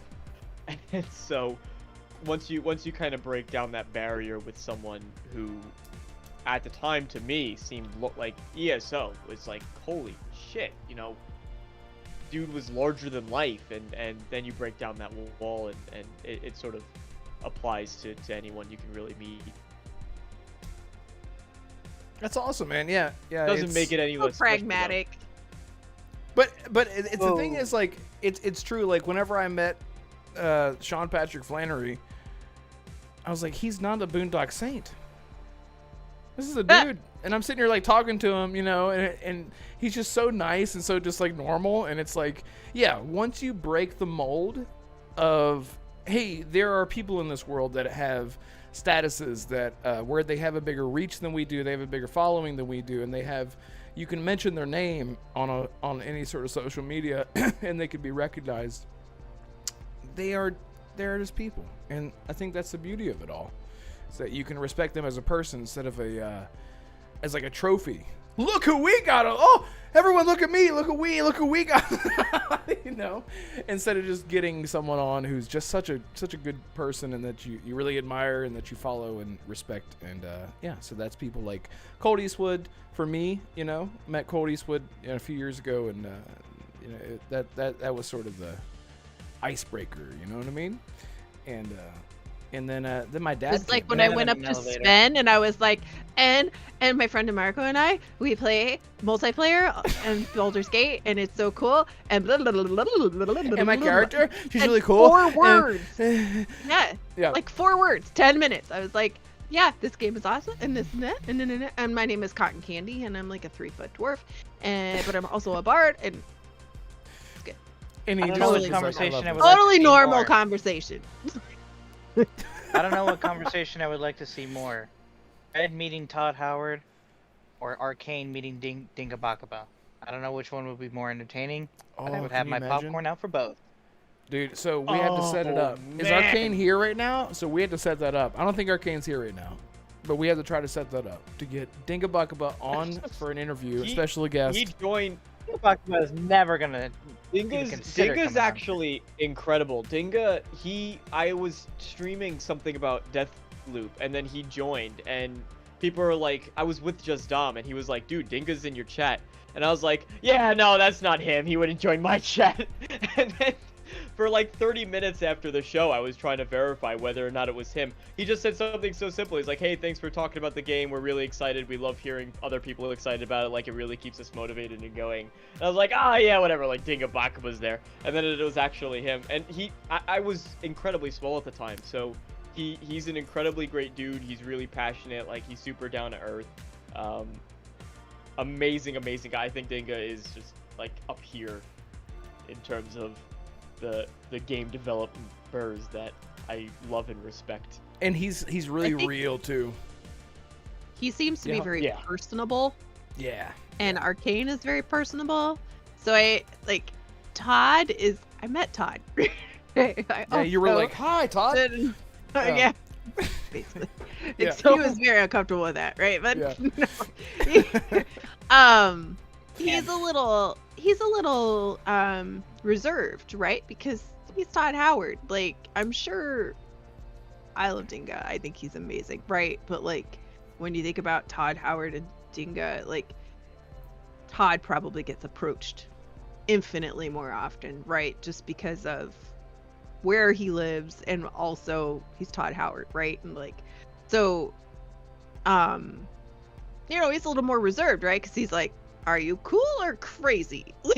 Right, exactly. Where is this gonna go, right? And Red was like, oh my gosh, Starfield, let's talk about Starfield. Can I buy you a case? Sit down, we're gonna talk. And he'd be like, I'm gonna buy you a chair so you can sit in it. Yeah. I brought one with me. Yeah. It's got Look at straps this. to strap Just you give me, in. give me You're about totally 45 fine. minutes. I got it's handmade. Hang on, just let me. No, I wouldn't. I would try not to at least. All right, fine. I'll compromise well and said. say I would like to see Red and Arcane talk to Sam Lake instead. How about that? Oh my that god. would be cool. I've been. Nicer coffee. Meeting Sam I've Lake been would be trying- a dream. Yeah, Those two. honestly, I've been trying really hard. This is just some BTS stuff that I'll just say very quickly. I'm really trying to get together. I don't know how to say it. I'm trying very hard to expand the podcast and the format of the podcast in terms of maybe having like a sideshow that I've always wanted to have. The idea being One on Wolf was the idea. Just having me versus some other interview or some other developer or personality and to see where that goes. I've been trying. We'll see what happens. So, hey, if you guys want to see that, then let me know. But so I'm doing stuff behind the scenes trying to work out some of that kind of stuff. That wouldn't necessarily... It would be a live. I would try to do a live show, but it would be much shorter. And yeah, so I'm gonna get Todd Howard on next week, is what I'm saying. So anyway, look, we hit all the topics, right? Or unless DeMarco or Assassin brought some crazy news story last second. I got a You got a thing? I got a jam. You got a jam? Yeah, hell yeah, I got a thing. All right. I usually got a thing. No,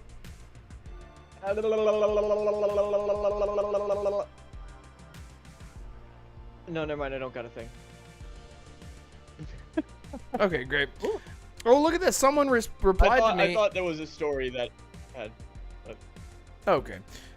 Just wanted to share this with everyone. After posting this on Reddit, I told everyone that I tried everything, including unplugging my keyboard and my mouse. Okay? And this guy says, it's a problem with your PC, not the game. Have you tried disconnecting the keyboard and mouse?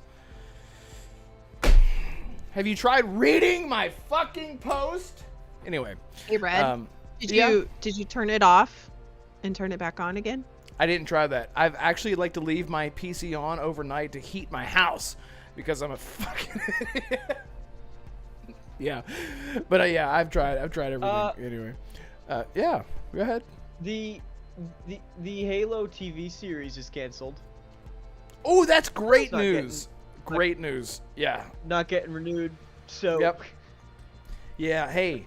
I have that news to share. So anybody who is looking forward to the return of Master Cheeks, and unfortunately, you will not be getting it. Yeah, I Sorry watched to say. it. I know that. Getting because what? Everyone loved that show. Everyone loved that. I don't know. I tried. I was like, I'm gonna watch season 2 because people are really giving it praise. I was like, all right, maybe this is one of those. This is gonna turn into one of those shows where people go, oh, listen, you just got to get to season 3 and then it gets good. It's like me playing a video game. You just got to get once you get to 20 hours in, then you'll see what I'm saying. And it's like, how much time do I really need to invest? So I did watch season 2 of Halo, and man, it's such a bad show. Oh my god, not even as a Halo, not only as a Halo show, but as a show, it felt like a CW show or something. Everything was very. It's not good. Damn. So Nah, don't insult the CW. What's good from Hey, the man. CW? Exactly. What's Anything compared to Halo I Season think 1? One Okay, season of. Yeah. one season of? I think one season of Green Arrow was maybe good. Yeah, The I started first to two like that. seasons of Arrow and The Flash were both good. Supernatural was Afterwards, it fantastic. sucked. Oh, I'm sorry. I apologize. But my Anything point with was, Jensen Ackles? literally anything on the CW is still better than the first season of Halo. Okay, that yeah, fair. Even Totally Riverdale, fair. even Riverdale, Actual good Holly? things. Oh, Anything. Riverdale. Watching paint dry was better than Riverdale. Season 1. Wow, Riverdale. We're going Extreme back to the Makeover 90s. Home Good Edition was media. better than Halo. Go ahead, DeMarco. That's coming. Did you see the trailer for Joker 2? I saw the first trailer. I didn't see. This is Folie à Deux. I didn't see the second one because I know I'm gonna go watch it, and I know that this one's like a musical because it's in his head. I'm really intrigued. Yeah, there's a new trailer that came out today, and it looks really, really good. I really like the first one though. So, can you talk about the trailer without telling what the trailer does? Can you talk about the vibe? Does it get more violent? Is it real? Like, I don't even know. Man in clown makeup and he's dancing. That's it. Don't say those things. It doesn't play into very much like the first movie. I think they are hiding a lot of what it's going to be. Watching the trailer, I got the impression of this is definitely Joker 2 and nothing more, which is exactly what I would want. However, it is coming out. They did the Todd Howard where they released this as their bigger trailer and it's coming out in 3 months. So it's not like an October release for this film. Yo, I didn't know that. Holy shit. Okay. Yeah. So that was super fun. But you look at it and nothing that you didn't know before. You know Harley Quinn's in it. You know that Joker's in it. Yeah. You know that there's a musical elements to it, and that really is all. And you know that there's chaos that started in the last movie that was going to obviously bleed into this movie. And outside of that, you really don't get too much out of it, which is my favorite type of trailer. I don't think anybody likes it when it like the marketing for Wolverine and Deadpool has annoyed me to no end. Dude, I stopped. No end. Dude, I pulled up YouTube and I saw a thing and I was like, it's all over the place. Yeah, it's so stupid. Why would they It's not put that? even- I heard that final trailer gives away like a huge. Literally a huge. Yeah, you can't literally a huge thing. Yeah, I was like, I didn't even watch it. I You saw can't a even thumbnail. get mad at like content creators because they're just reporting on what quite literally the trailers gave. Oh, they're just, and then there's just interviews and commentary, and they are just spewing. Now, allegedly, I saw a thing where they released fake leaks to try to misdirect. So maybe there's certain things that they're playing with the trailers too to really sort of, which would be very meta and appropriate for Deadpool. But you look at something like how Joker did it, and you look at how Deadpool's done it, and there's just one that is very clearly better than the other.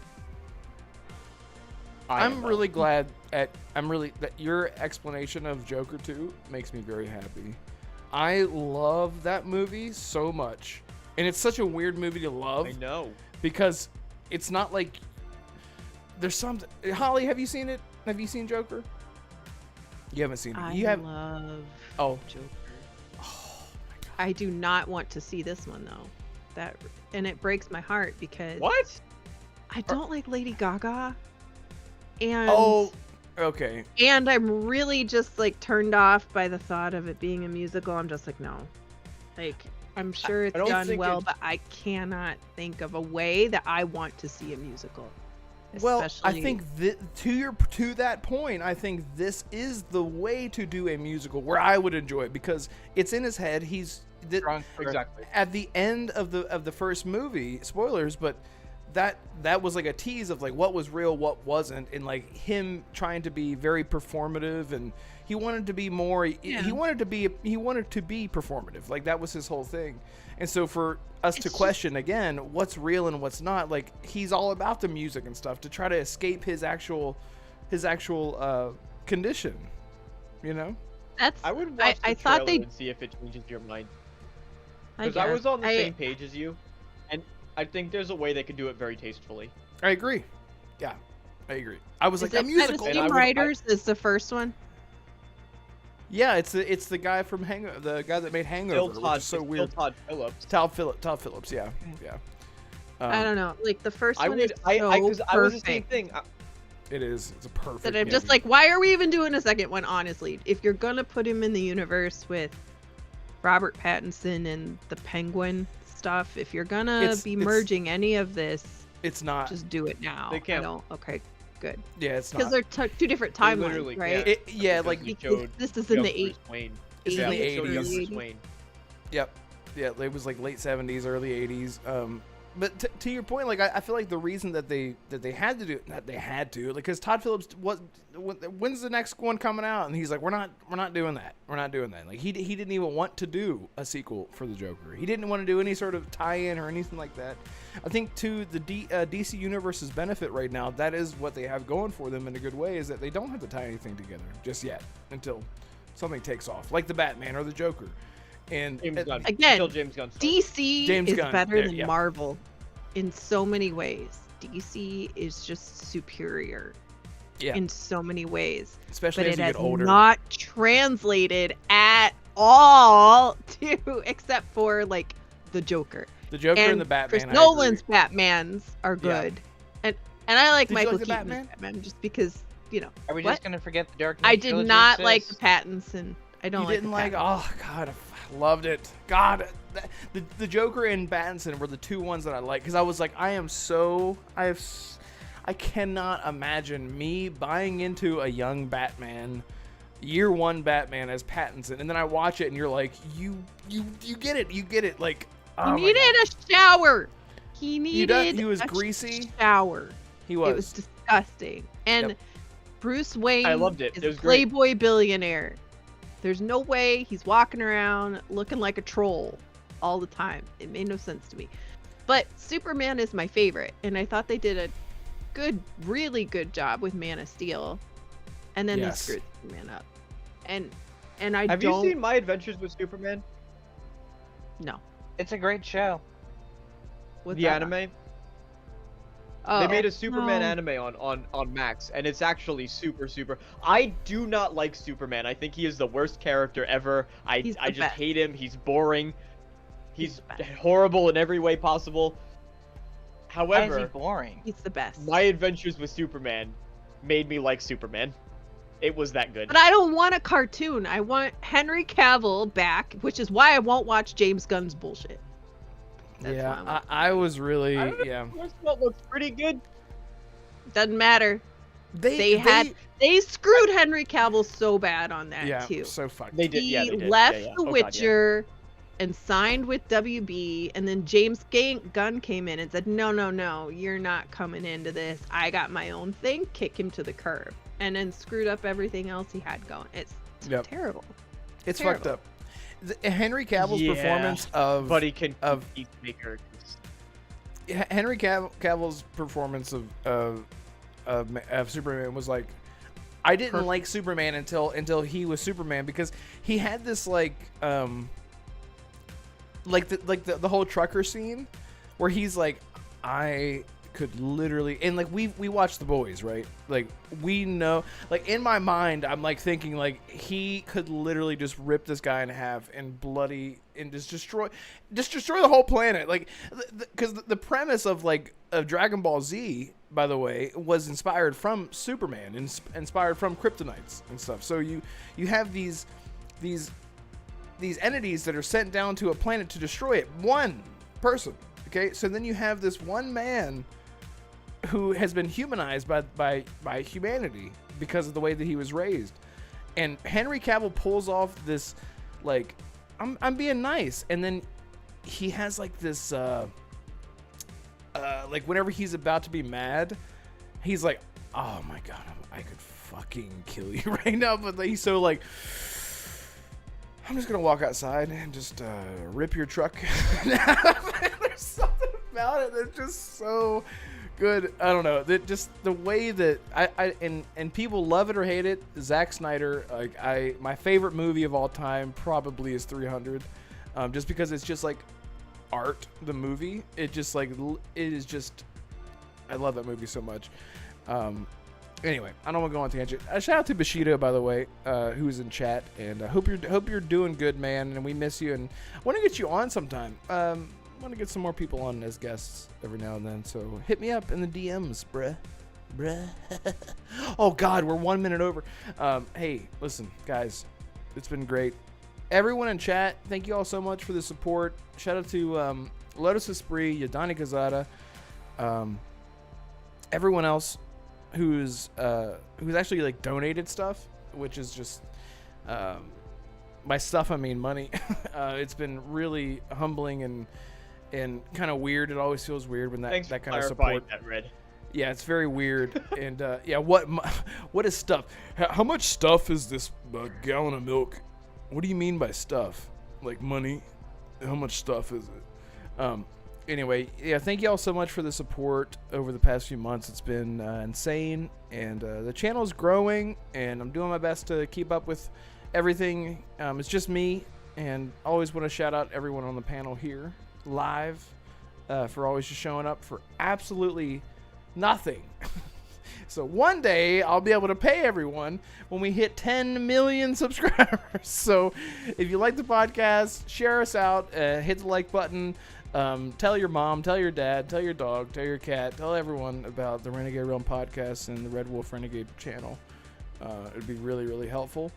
And hey, Assassin, are you awake? I'm awake, and technically, you already owe DeMarco 180 bucks from the money that Lotus donated specifically to Something him. like that. Yeah. You and I owe you, and I owe. I've been Red, keeping Holly. count. Red, Yeah. it's okay, Red. I You should have go. the money. He's like, I don't want No, you you- dirty, stank ass. I don't want your dirty blood corpo money Yeah. that you earn through bloody corpo YouTube.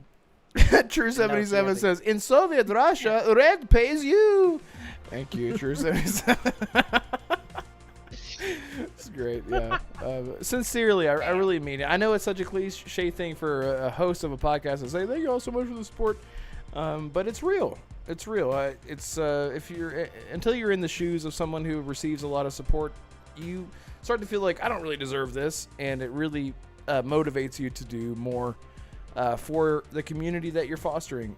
So it really means a lot. I just there's nothing I can do other than to Just try be to sure. make better content. And thank you. Oh, thank you. Yeah, Assassin. Your kind heart. If you don't, then we're gonna leave you behind. Just remember. I have no idea what you just said. Can you say it again? Thank you. Your kind heart. You shag. My kind You hear heart, shag. That's what I heard. Great. Thank you, Assassin. I mean that. I really mean that. Can you tell us where people can find you and what the fuck you're gonna be getting into? All You can right. find me on YouTube at Assassin Entertainment, and you can find me on Twitch at Assassin52. Both links are in the description down below. I'm actually streaming a lot lately. Yeah. Now that In I the think about it, I description. think I'm streaming like 4 times a day, or not 4 times a day, 4 times a week. At least 4 times. In 30 At minute least 4 increments. times a week I'm streaming. Yeah. In 30 minutes. It's usually Siege, Especially like during my maybe next maybe 15-minute another stream. game. Yeah. Like Flintlock or Kunitsigami, maybe something else later down the road. I honestly can't wait for it to be October Red. I've told you all this before. I'm gonna do like a horror game streaming marathon all month in October. And I did check, Alan Wake 2 comes out physically October 22nd, so that'll be the last one I do. I think. Maybe.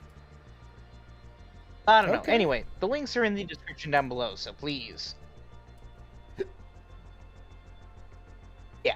Anyway, Holly, where can people find you? I'm so fucking here. There you go. Everyone, do what I say. give Assassin a follow. The link is in the description, like he said. But I'm so tired of. I need to get a new keyboard because I cannot type on this thing. Go ahead, Holly. Yes. Yes, please tell us. That blue number everywhere. Everybody knows this. Thanks for stopping by, and don't forget about Sunday on the Iron Lords channel. Watch Twitter if you want a specific link, because later on in the week we will be putting that up on a tweet with the picture that you saw earlier. So thank you all for coming by. It was lovely to see you. Yes, thank you. Wait, Holly, you forgot to do your catchphrase. What's my catchphrase? Wow, wow, wiggle, wobble, wazzy, waddle, doo. Yep. There you go. That's my catchphrase. Somehow I forgot. I was like, Mine. what does he mean? It's all mine. I own it. Yep, that was it. That was it. Even Colt said it last night. Yeah, it was great. DeMarco, what you gonna be getting into, man? Shit. You can find me on Twitter and YouTube at DeMarco Dude. I'm pretty sure I'm freezing all over the place too. It's okay. Which is great. I Oh, love it. Lotus. Hey, I owe you $20, Assassin. Sorry, go ahead. Thank you so much, Lotus, for the $20 super chat for Assassin. So add this to your. I can pay you in ramen, or oh yeah, well I need a shipping address anyway, Assassin, for your camera and your mic that I'm gonna send you. So thanks. Go ahead. Sorry, DeMarco. Go ahead. Wow, wow, wiggle wobble, Go wobble, Dude wobble, in wobble. the places that you expect. Exactly that. Wow, wow, wibby, wobble, wobble, wobble, do. In all of your usual suspect places. Oh, that was it. Oh, okay. All right. What's your next video? You want to tease it? Give a little tease. I Next didn't ask video. it this time.